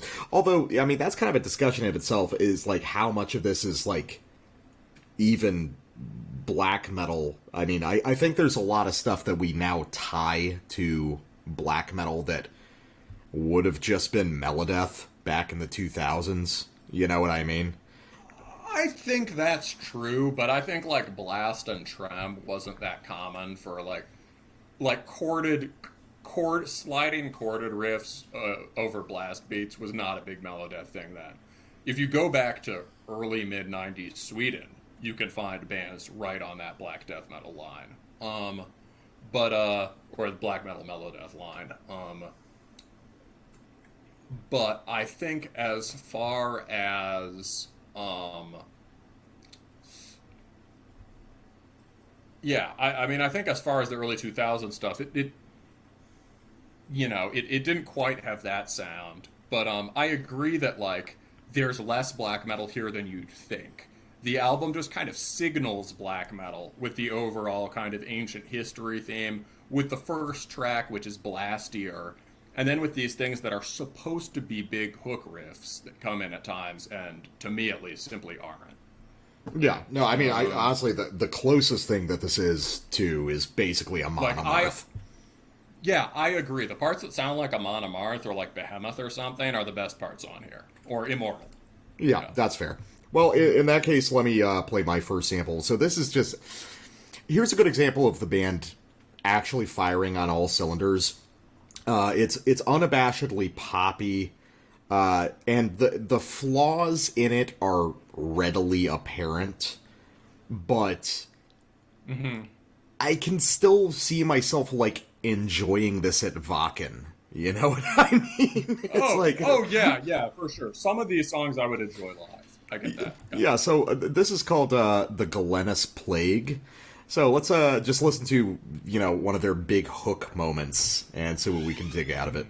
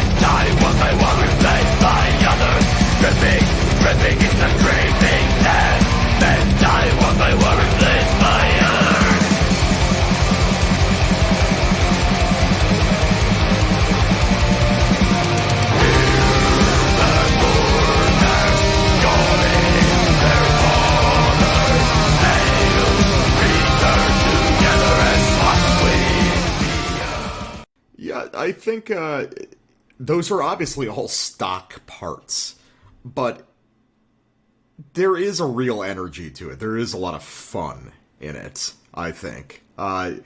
It's totally fucking like stadium metal shit. I mean, that chorus is so goofy, but I can't help but like it. You know? Which one? What? Creeping. It's a creeping death. Men die one by one, replaced by others. Yeah, dude. It's goofy, but it's goofy in the way that like early 2000s Dark Tranquillity is goofy. No, I agree. That's a good chorus. I seem to remember another band who wrote a song called Creeping Death, but I can't think of it. Yeah, no idea. Whatever. Yeah. It's but like, yeah, no, that part's just like banging. That's like, yeah, you're on the fence at Wacken, you've got your warm beer, and you're kind of swaying and headbanging. Yeah, you're blackout drunk at 2:30 in the afternoon. Exactly. Yeah. But it's. Yeah, I like that all just fine. Like, you know, I was saying, like, the trem lead at the beginning, da da da da da da da da da da da da, with the root changing under it is like, to me, that melodic line is, you know, beyond stock. However, just by committing to it and repeating it over and over again, it gets a kind of weight to it. Yeah. Well, it's funny. And it's funny because this band is. Well, thinking back, this band is strong. We keep talking over each other. This band is strongest when they're doing, I think, riff to riff. There are standout riffs on this, but like riff to riff, I just don't like this very much. But like the arrangement, they're best when they're arranging, right? Like that is a strong series of like 5 riffs, and they all relate to each other, and you have that big payoff chorus moment. And that places where they pull off things like that are like the climactic moments of the album. Yeah, no, I agree. I mean, this is a heavy metal band at its core. The extreme metal trappings are mostly aesthetic. You could do a version of this album that is a power metal album, and it might actually even work better in that context. Well, I think actually looking back, some of their older stuff is more straight up kind of like melodeath meets power metal stuff. So it kind of makes sense. But, you know, another band that did that well would be, you know, Immortal on Sons of Northern Darkness, which is basically a heavy metal record in black metal drag. But it works really well because they're just so professional and they're so proficient at arranging those kinds of songs. Yeah, another one I thought of in relation to this is At the Heart of Winter, which is an album I love. You know, another very heavy metal Immortal album. And I think we'll get some more good Immortal parts on, yeah, we both, surprise, we both liked the parts that sounded like Immortal. But there's a lot of that on Treacherous Domain. But first we got to do my, which I think is probably both of our favorite songs on this, would be my guess. But first, let's do the part where I sample a bit and bitch about the parts I don't like. Okay. So this is from The Eagle, The Strength, The Power. And this is a multi-riff passage. And you'll hear it firing, the song starts out with this pretty solid kind of behemoth, aggressive trem thing, goes into this kind of very standard chug thing, and then you get this, which is a pretty high impact, powerful section that reminds me a bit of Rotting Christ, and then it builds in some ways that are good, some ways not so good. All right. So let's start here. Wide and go, you can find here at the beer of Haquilea.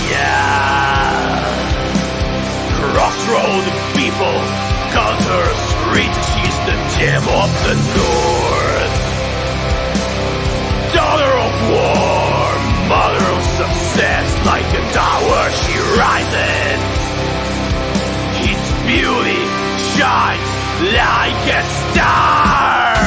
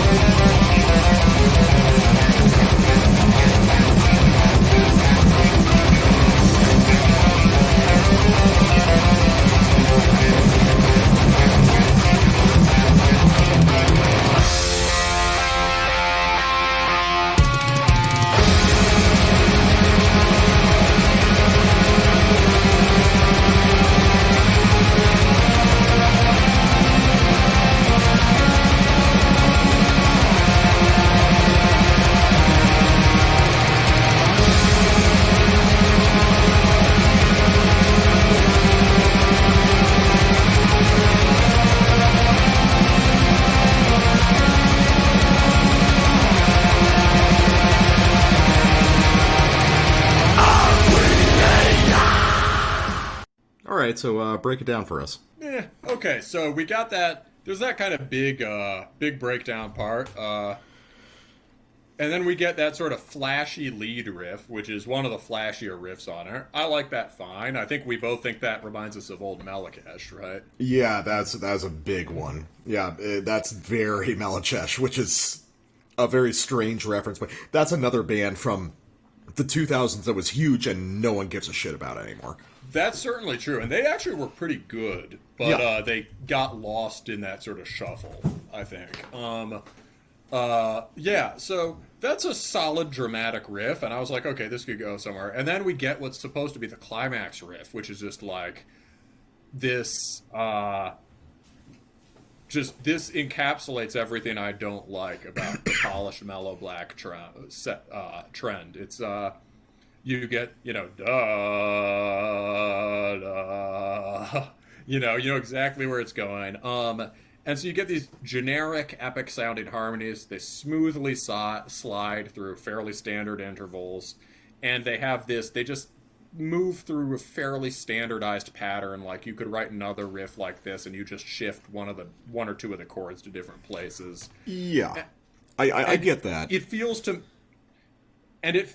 me like it's going for this soaring feeling. But we've had so many more riffs, because there's been this huge wave of very melodic black metal, everything from the more commercial to the super underground stuff over the last 5 years, really. I've heard so many more versions of this that are more compelling. And what it feels to me is like, this is a good example of like the outline of a riff rather than the riff itself. I can see that, but I guess my argument, which is... This is a little bit of an arbitrary argument because I don't think it's a particularly good riff. Mm-hmm. But I think that it works when the vocals come in, because imagine this in sort of a pop rock songwriting sense where it's more just kind of supporting chords underneath. I don't think it's supposed to function as like a serious riff on its own. You know what I mean? Or it shouldn't. It repeats several times before he comes in. I think it's supposed to be a big climax, and that's how riffs like that function in other songs. And like that's true. I guess I've got this charitable interpretation where imagine these as rock songs at their heart. I get that. When the vocals come in, he sounds good. Yeah, I think the vocal sounds good. There could be a riff like this here in this song, and it could work really well. The other thing I'll say about it, my sort of like positive thing is, it's not that there's nothing here. It's really like, to me, it's like the riff is still, like Michelangelo talking about chipping a sculpture out of the marble and all that, which is something we both talk about. Yeah. It's like, I just see part of the sculpture here. So it's like, it runs through these 4 chords that are really rote, really predictable. And then you get that da da da da. You get these 3 notes where the personality of the riff starts to show through, and then there are just these 2 chords where it falls away. Da da. We're back to chord progression land. Yeah. And so I feel like when I hear something like that, I'm like, just like hammer it out a little bit longer, right? I can see that. I think it's interesting because a lot of your criticisms for this seem very similar to the criticisms you had for the Toad Eater record that I brought on last year. Yeah. Yes. It's similar, and the Toad Eater has a similar thing where, in a sense, I'm continuing your Toad Eater thesis where you were like, hey, this is just how black metal sounds now, right? Yeah. Well, I think at this point it's kind of undeniable that is the center point of modern black metal. And even if you go to more underground stuff, you'll find things that are maybe more intense, maybe better, maybe raw counterparts of those sounds. Mm-hmm. So yeah, this is I'm only picking on this, not to shit on this band in particular, but because that typifies to me a kind of riff that has been vexing me for the last year, and I think I figured out how to explain it. That's fair. That's fair. Yeah. I get what you're talking about. It's not so much about this band, but rather where the center of gravity in black metal is now.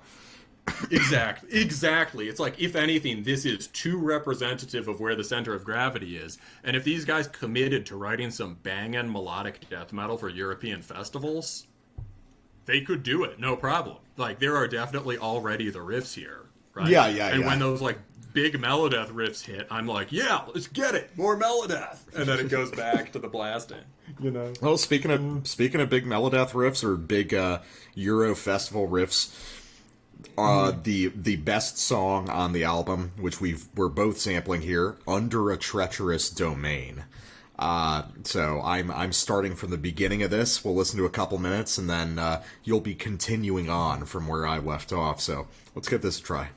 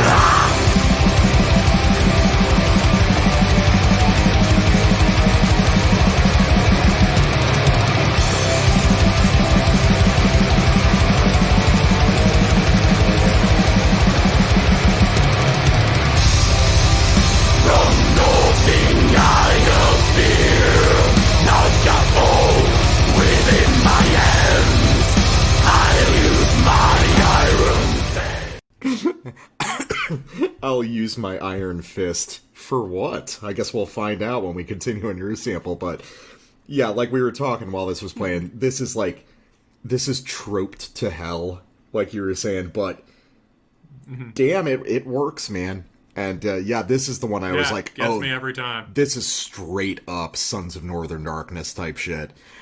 This is just so fun and so big and kind of blustery.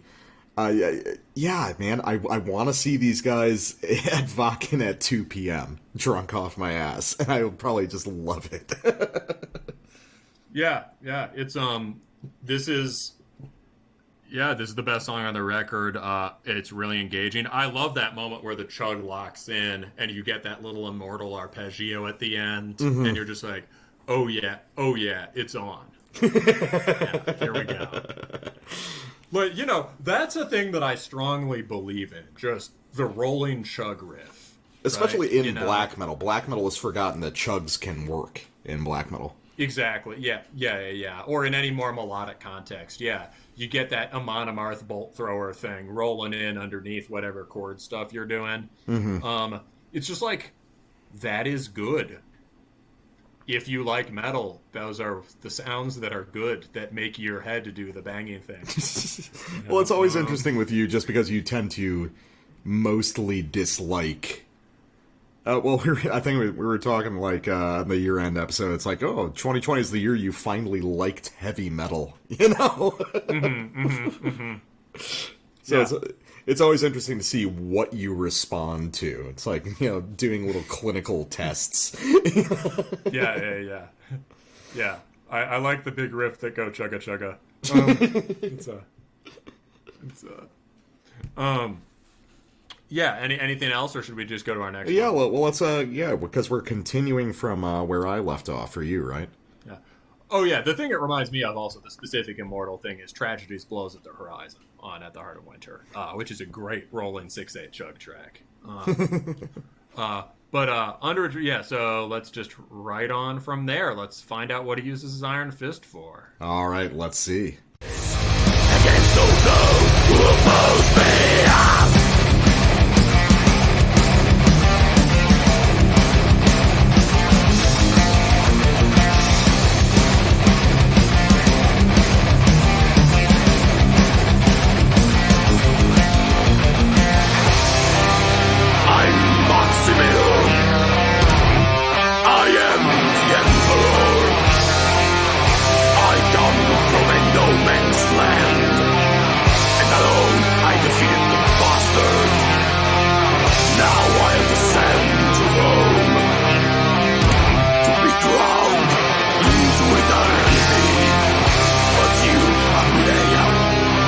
Against me, on my road and death, I am destroyed.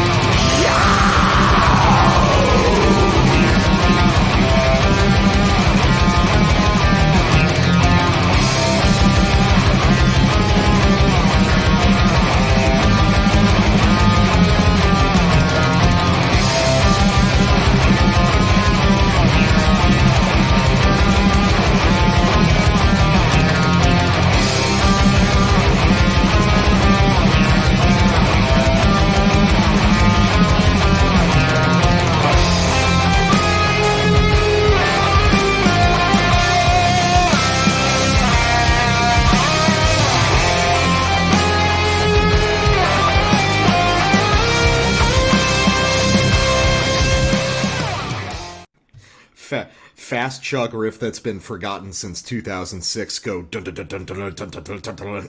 Oh yeah. I love when the chug go and the blast beat go too. Yeah.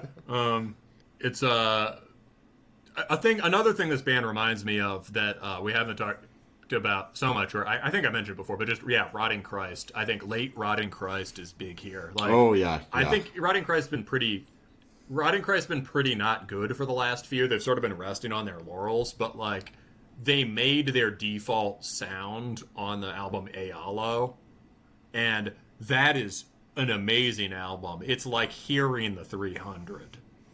Yeah, no, Rotting Christ, especially the modern stuff, is like, it's a sort of thing that I respect as like really great sort of rockish metal stuff. It's just not really my thing.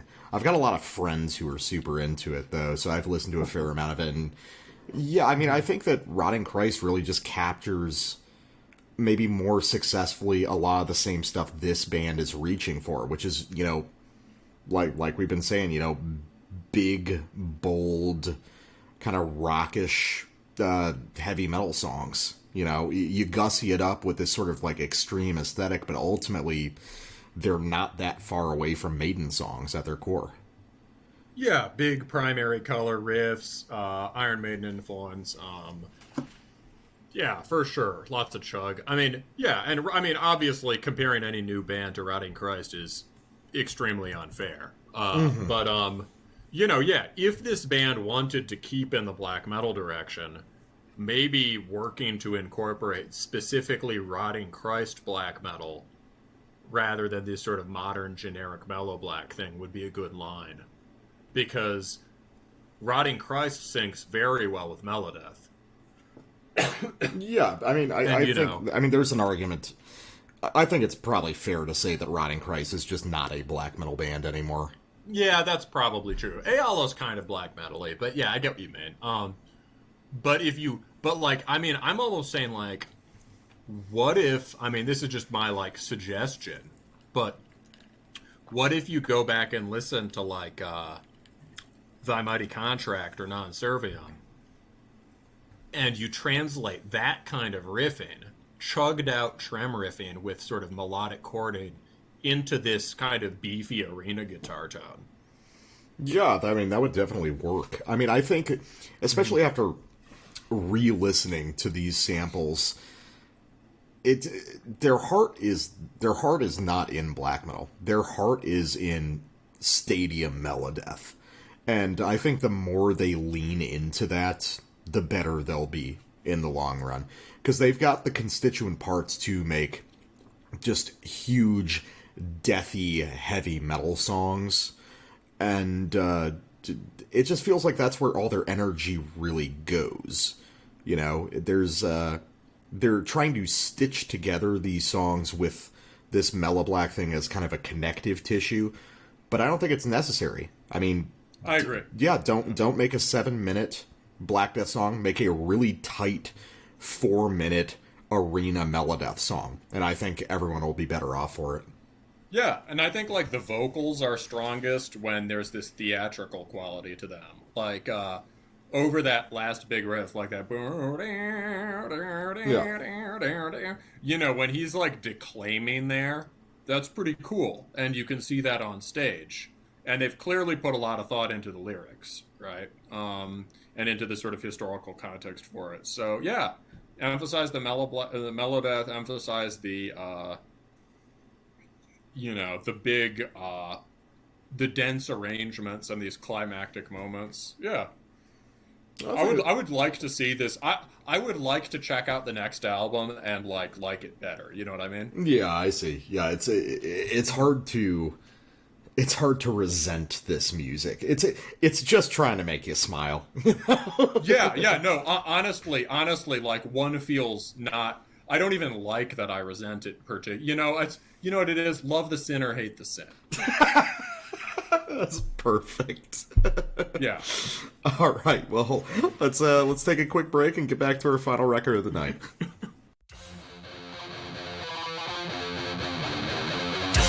How's it going? Connor here from Oncology, and you're listening to Terminus.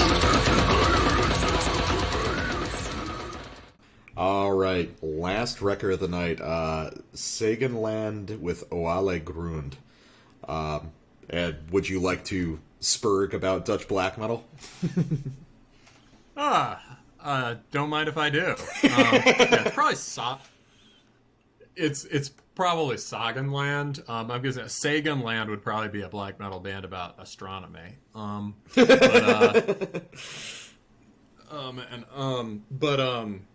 Yeah, Walla Grund. So this is, I think, like many bands from this scene, this band has released something before, but very long ago. Yeah, it did a split. They did a split in 2005. Yeah. So it's the same group of dudes, and they'll just occasionally reactivate different configurations, like, when two people are living closer together, or have time, or have songs for the project, right? So Sagenland is these guys are all very interested in regional history, but this is like micro-specific regional history. Lyrics are mostly in the local dialect and describe sagas and local poetry from the countryside between Riga and Dinkel, where Sagenland is rooted. And all the pictures are just them standing around in the trees. Oh, that's interesting. I didn't realize it was a local dialect, because I was trying to translate some stuff, and Google was having a real rough time of it with a lot of it. That happened to me too. Huh. Yeah. And it recognized it as a dialect, and it was like, try Western Frisian, but it wasn't Western Frisian either. Yeah, it's like some of the stuff is like regular Dutch, but there's definitely some stuff that I saw, and I was like, I know this is Dutch, but it's a little bit wrong for what I know of Dutch, so it was interesting. Yeah. So basically, this is like, if you aren't familiar with the Dutch BM scene, get ready to be familiar with it, because the two people in this band are Arion, who runs this label Hayden's Heart, which is probably, push comes to shove, my favorite underground label, and he has his solo project Cultus. Were really good. We'll hear a sample from them in a minute. Another project called Untar that's pretty sick. He played in the German band Heimdall's Wacht, and he played in the other German band Pest, and has been reissuing a shit ton of their records, along with a bunch of other related sort of obscure continental stuff. And the other guy is Floris, who is in our beloved Meslamtea. Yeah. Who we reviewed on an episode this fall, right? And made it onto our end of year list. Yeah, it did. And he is also in the excellent Osgrau, who also had a record out last year. So pretty good collection. They're tied to like half of the bands from this scene. And if there's anything about that lineup that's specific to this band, it's like Ariana's doing guitar and vocals, and Floris is doing bass, drums, and vocals. So that makes this a little bit more like a proper band than a lot of two-man configurations, where it's just like one guy doing everything and someone else drumming, or one guy doing everything and someone else doing the vocals. You've got full contributions from both members, and they're all So what about it is characteristically Dutch? Well, let's just say there's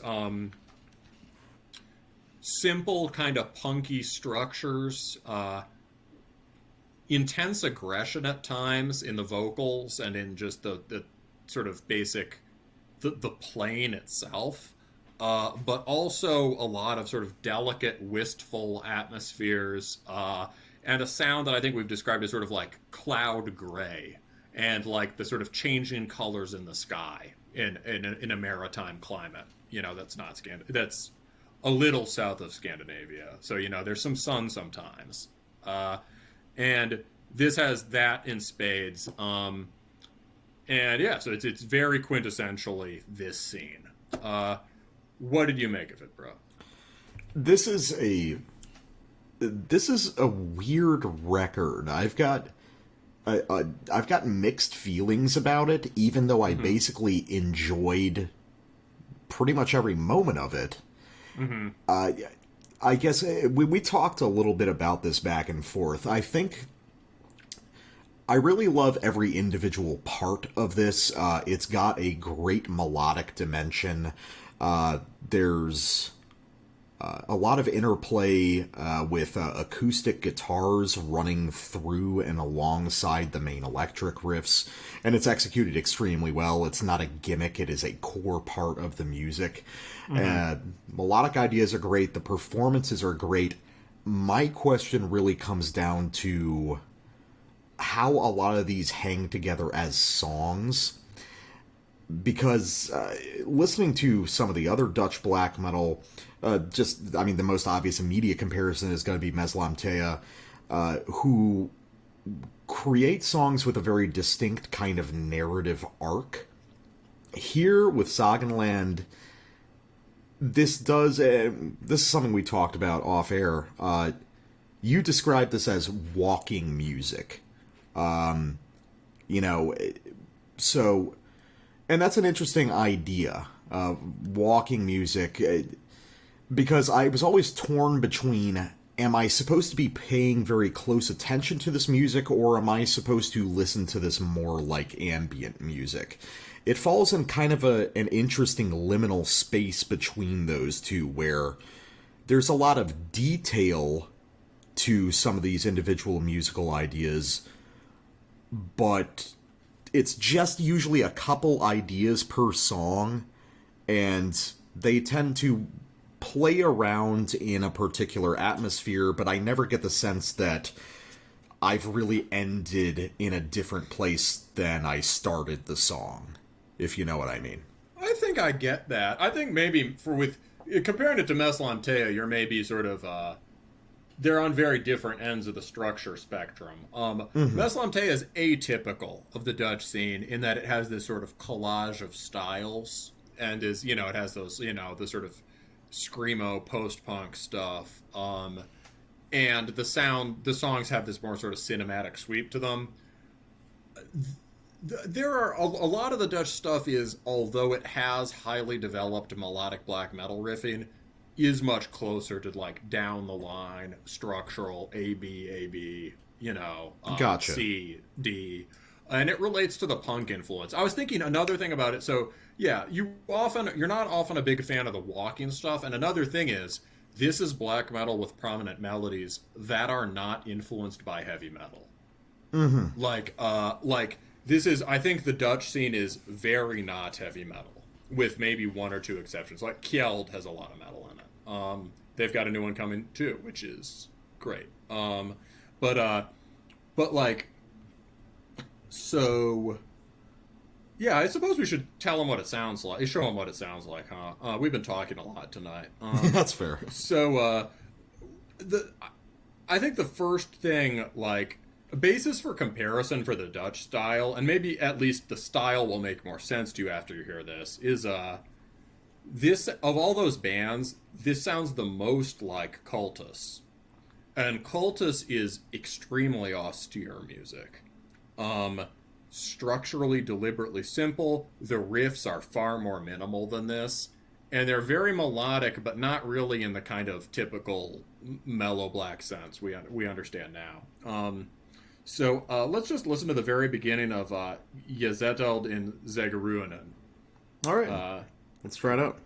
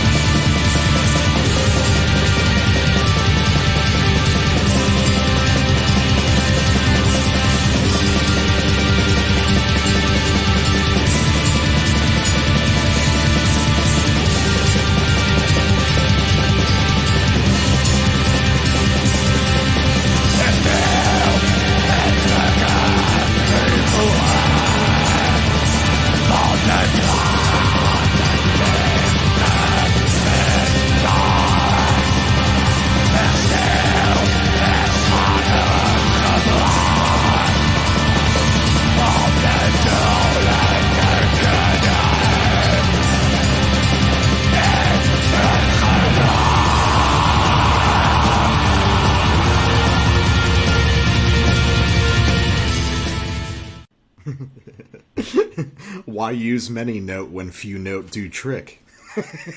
Yeah, exactly. Yeah. Yeah, that's I remember.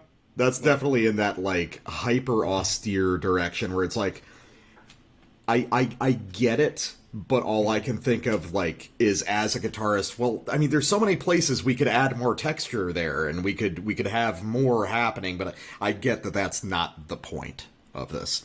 Yeah. The point is like this sort of like razor sharp, clear outlines and this very high level of intensity. But you certainly can't listen to it all the time. This album is not at all interested in like entertaining you, or entertaining me. It's very like peak intensity music, and you get it. It's demanding and austere. I played this for a friend of mine, and he was like, I don't know, it doesn't do that much for me, but it's very pure. And I think that's a way of summarizing it. It's like Cultus is very pure black metal. Yeah, I agree with that, basically. Yeah, it's like this guy like wakes up and listens to Soren and Iljarn,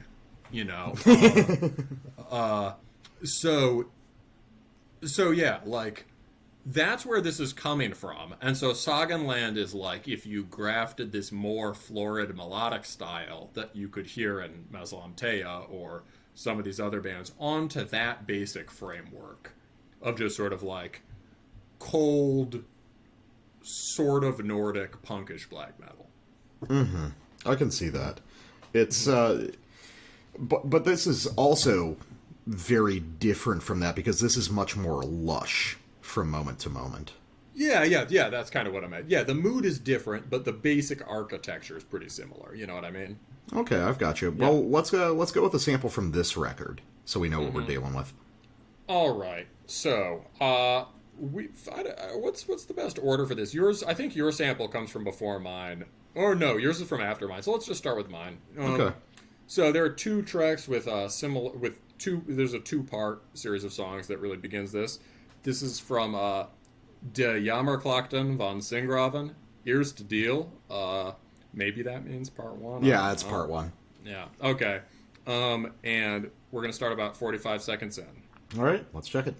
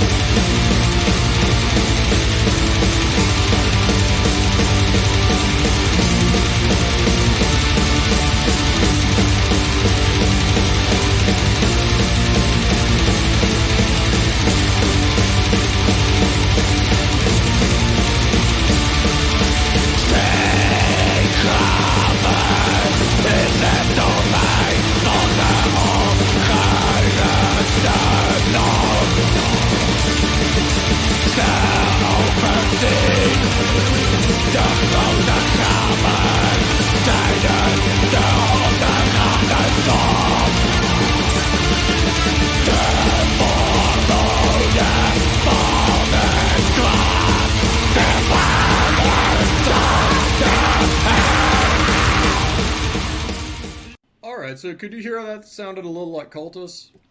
Yeah, if you strip back, the elaboration that's happening by these guys, yeah, I can see how Cultus is like a foundation in a sense that this is built over the top of. Yeah, and like even some of the more pretty riffs have that kind of like drawn out feeling of the Cultus riffs, like da da da da da da da da.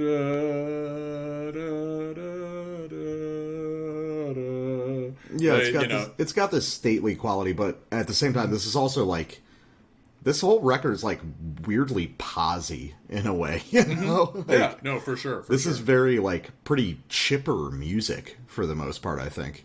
Yeah, Cultus is extremely grim. Yes, this is very not that. Yeah, there was some pretty storming part in the middle of that, but that's about as like angry as this record gets. Yeah, that was one thing that I think we argued a little bit about before we started the show, which is I do not perceive this as like aggressive music at all. Like, this is not antagonistic to the listener in any sense. Oh, well, I never think of aggressive music as antagonistic to the listener. We had this conversation at one point last year, didn't we? The listener, it being antagonistic against the world with the listener. I gotcha. Yeah, I think we had this conversation last year about something, about our perceptions of aggression in music, where aggression for me is feeling attacked myself. Like mayhem attacks you personally. Yeah, they don't really scan that way to me, although I get what you mean. Like thematically they do. Yeah. There's a difference in feeling, whereas Immortal is like, I would call it, Immortal I would call aggressive in a sense, just because there's so much energy and speed to it, but it's like, it's not against you. It's not. No, There's I think you have. Yeah, You have a death metal concept of aggression. that's very true. Yeah, that's fair. Yeah, like the music is like overwhelming you and like walloping you. I should feel threatened. That's my purse. I don't know you. You know. Yeah. I mean, no, this is definitely not that, and it's definitely not like.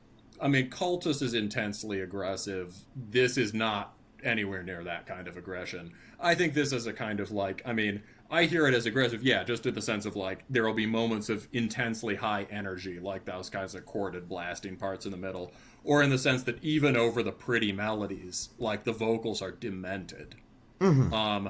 I think that was Florus in the middle who came in over that one of the really pretty parts. He was just like almost Danny Filthing it there. Yeah, that was cool. Yeah. So that's what I mean. It's more like rollicking, countryside adventure aggression. Yeah, it's got the manic energy that like Haljoruna has on its like really extreme stuff. Exactly. Like you're gonna go punch a troll, not because you have to, but just because you want to. I just got too jacked up on Mountain Dew, and I had to do it. Yeah. You're not even going to kill the troll. You're just going to punch it and run away. Anyway, what do you want to hear? Well, actually, let's do these a little out of order, because it looks like you separate between us, but I've got the second side of that same track, so let's do that first. So this is going to be... Der Jammerklagen Vans Engraven Tweededeel. And so this is kind of the part 2 of that song. And then we'll get into the stuff that I really pick up from this record and kind of what I found most interesting about it. Okay. All right.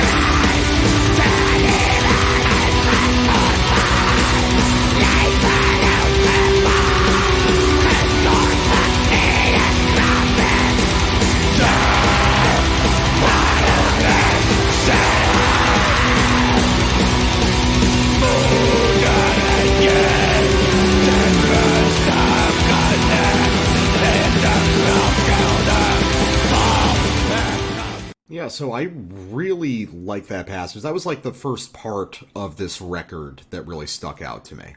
That last riff? Well, I mean, this whole section here. I think... Well, this is something I was talking a little bit about in our notes. Like, I said, this music is... I said, this music is fundamentally about the extras, right? By which I meant, like, the acoustic guitar stuff and the synths and the especially the bass playing. Florence bass playing really stands out on this, which also it does on Meslamtea's music. So I'm wondering, is that a Dutch thing or is that just Florin in particular? It's basically a Dutch thing. Okay. Yeah, I mean, their whole thing is, right, that they use these, again, with the non-metal thing, their whole thing is drawing on the neglected sort of heathen side of Norwegian black metal, right? Mm-hmm. And this non-metal approach. So they all have these sort of colder, high-end guitars that leave room for the bass. Yeah. In But, terms of tone, yeah. Yeah, but I do think you get, I think you get it kind of everywhere, but, like, for sure on Asgard and Meslamtea a lot.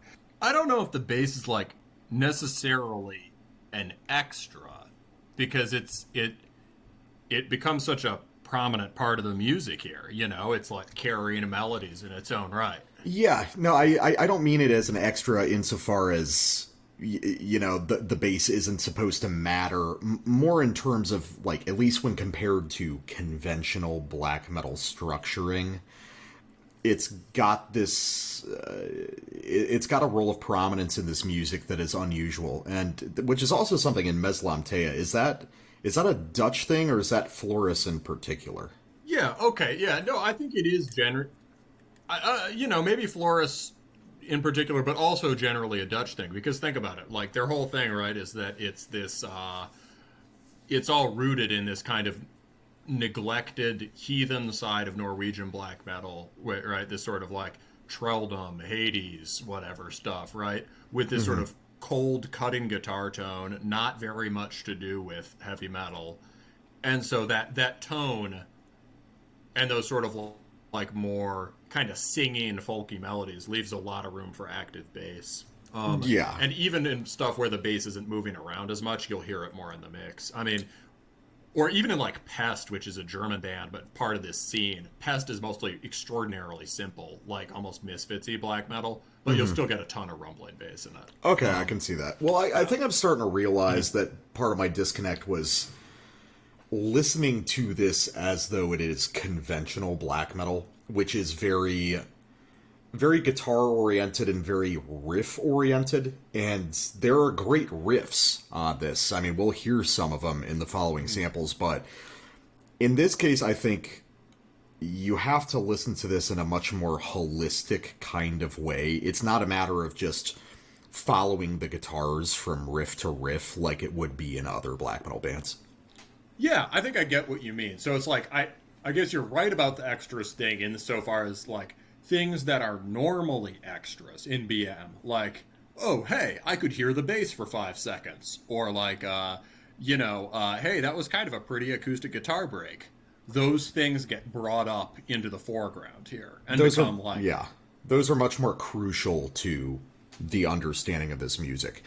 So I get that. But I think that my issue with it still is, so there's so much going on in these individual parts, and there's so much elaboration of what's going on. There's so much detail in these melodies that I think the thing that still throws me is this sort of archaic, kind of punky ABAB structuring. It's sort of like... it's like a hermit crab that grows and needs to find a new shell. I almost feel like they have to break out of this chassis of very kind of traditional black metal structuring to give these songs room to breathe, to really expand in the way that I think they deserve. Yeah, now that we've been talking about it, I hear what you mean. I think that's totally fair. There's a way that the songs are kind of bursting at their seams. Right? Yeah, definitely. So let's I think your sample speaks to that. Right? Okay, so here's an example of something that has just it's got great melodic ideas. I love all these constituent parts, but it doesn't really flow structurally in a way that makes sense to me. It does more looping back on itself that I would expect, and I think there's kind of a reversal of structural expectations here, which is kind of interesting, but also kind of unsatisfying, at least when listening to this as regular black metal. So this is off the second to last track, Tileste Gedicht, Twense Erde. So let's listen to a little bit of that and tell me what you think.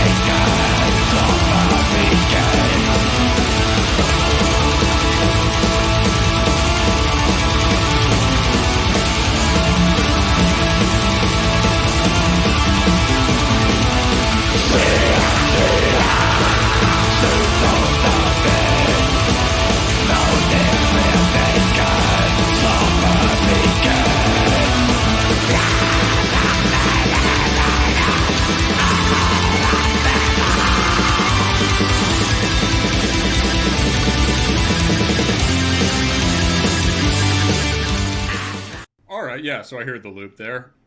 Yeah, I think I've got a thing where I feel like with music this kind of dynamic and detailed in these individual parts, I kind of wish it had a much more linear sort of like toke style song structure. You know what I mean? Yeah, I mean, I definitely like hearing the great riff again. But there's a way you could write this song where that great riff reappears 5 minutes later. Yeah, You know, or it comes back 3 times in the course of a 10-minute song. You know. Yeah, and I think that's one of my things. I think I wrote that in the notes. Is like these are supposed to be, in my mind, 10-minute songs. Yeah, I think I hear what you mean. It's like the riffs are of a scope. That sweeping just da da da da da da da da da, like that has such a.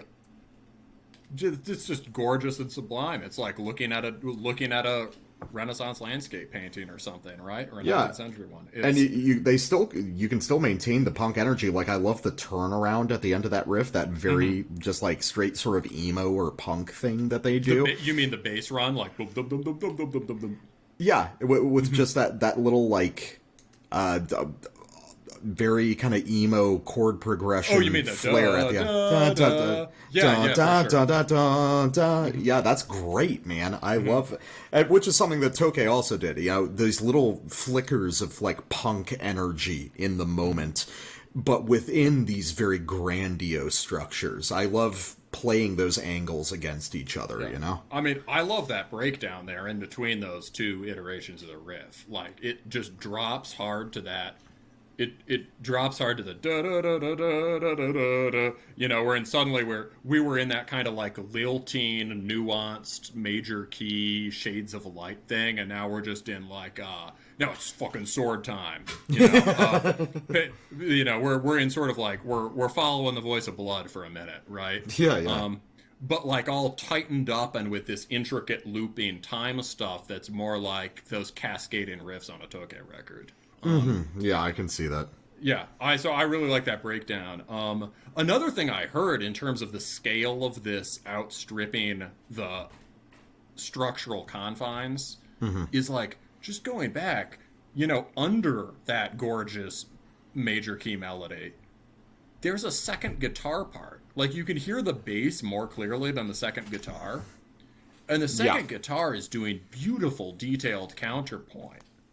And I guess I get that the lead melody is more prominent, but like, it's really, you know, I guess there's almost a kind of like pride in being like, you have to listen that closely to hear the detail. But like, it would be awesome, you know, in addition to like expanding the scope of the songs, you could imagine a slightly more spacious production on this that like brought shit like that out a little bit. Yeah, I think I guess really all my criticisms for this record are really just I think this just deserves a bigger presentation, more production, a longer scale for the song structure, shit like that, because the hard part is done, which is making shit that is outstanding moment to moment. I just want the meta level of these songs to match up to that moment to moment enthusiasm.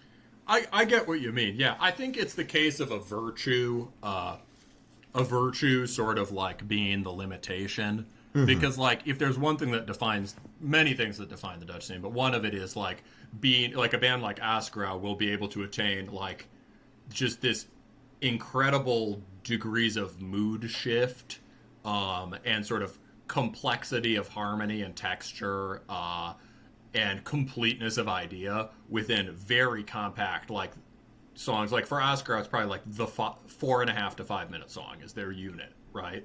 And a ton will happen and you'll get the full spectrum. You'll get banging punk parts, you'll get just gorgeous melodies, and it's all very classic black metal AB kind of riff shit. Yeah. And this really does point beyond that. And like the glory of Asgrau is that they do that, but this band needs to go further. I think I agree. Okay, so what's your last sample? What have you got? Yeah. So maybe this points more to, I think it points more to broader issues we've been talking about on the show.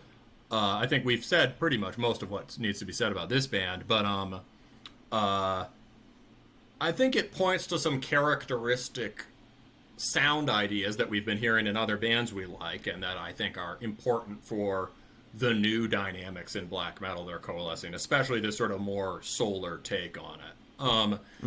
And just as we roll into the sample, this is from Into Boss, which I think means something like in the woods, I would guess. Yeah, it's in the woods. Just want to point out, this first riff is a really good example of one of those Forgotten Woods style no metal power chord trem riffs. All right. Well, that's always interesting to hear. We were listening to Forgotten Woods for a bonus episode a little while ago, and they had these riffs that sounded sort of very second wave, except there was no metal in them at all. Yeah. So here's one of those leading off.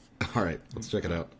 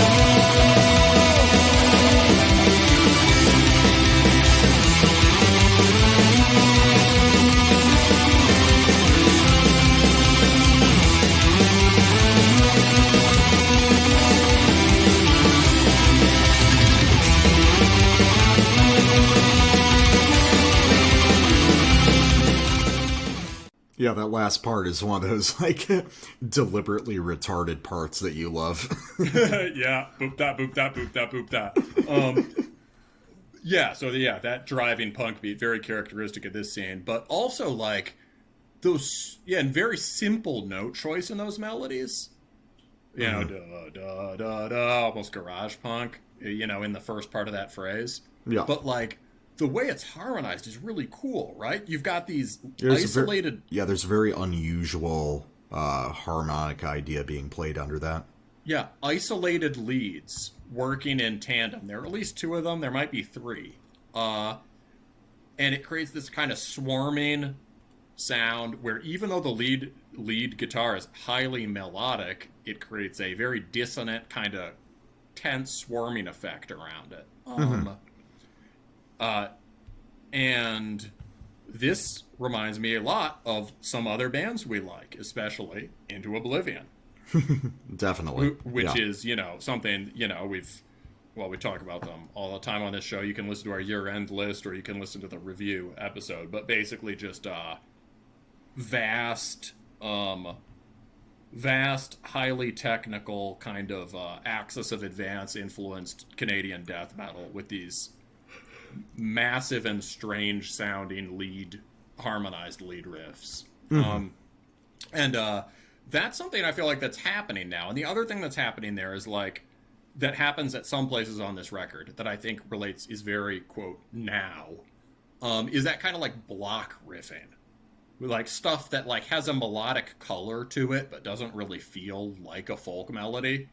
Even though there are tons of things that really move like like classic melodies all over this record, there are some parts where they're just like kind of block chords, and the action is coming underneath from the bass or the acoustics or the interlocking harmonies. And that reminds me, Into Oblivion does that, stretches things out in weird ways, but also like Ildskär, right? Yeah, that's true. Who are, Danish, but they also have this kind of North Sea feeling. Southern part of the North Sea, right? And so this ties in, I think, nicely to some things we're hearing in other scenes and in other... Yeah, this is more of a piece with the stuff we're hearing in North America than maybe with some other stuff in Europe right now, in some ways. Mm-hmm. Yeah, I think... Well, that's an interesting thing to say, that it has more in common with some of the American stuff, just because this I see as being rooted in this... you describe it as pagan, but I think there's a lot of stuff in this, like, walking music style that isn't necessarily very folky or pagan sounding. It's interesting to see this dimension of black metal where it's oh, go ahead. I was gonna say it's built on a sense of history that goes back to the pagan and maybe has that as a founding and organizing principle that sort of persists in strange ways into the present. But there's this sense of long continuing time in this region. A band that does that too is like Horn in Germany, right? Mm-hmm. You can find Odinic iconography all over his stuff, but most of his time period is like the 19th century, the Middle Ages, now, right? It's all about actually living these ideas rather than more sort of like memorializing them. Well, that's fair. I think, it's like we talked about on our old-time religion episodes, you gotta keep the pagan impulse going in whatever shape it takes. Yeah, and not make it just about, LARPing, as much fun as it is to helmet and some chainmail, right? That's fair. Well, I think this is a solid record. I'm just really looking forward to hearing another by these guys where they can kind of break outside of these confines that they kind of have on this record. Yeah, for sure. And, I think this is going to be a big year for Dutch BM. We're going to do our part to make sure it happens. I'm going to try and get an interview with Arion. We'll see what happens. But and that new Kjeld record is out in a month. Kjeld is like the bludgeoning full blast sort of storming a Norse BM version of this scene. Oh, that could be cool. Yeah, really proficient drummer, and it just hits like a blizzard. So sounds good. So, well, in that case, thanks a lot for listening, guys, and we're looking forward to another year of extreme metal autism. And thank you guys for joining us. We will talk to you next week. Peace.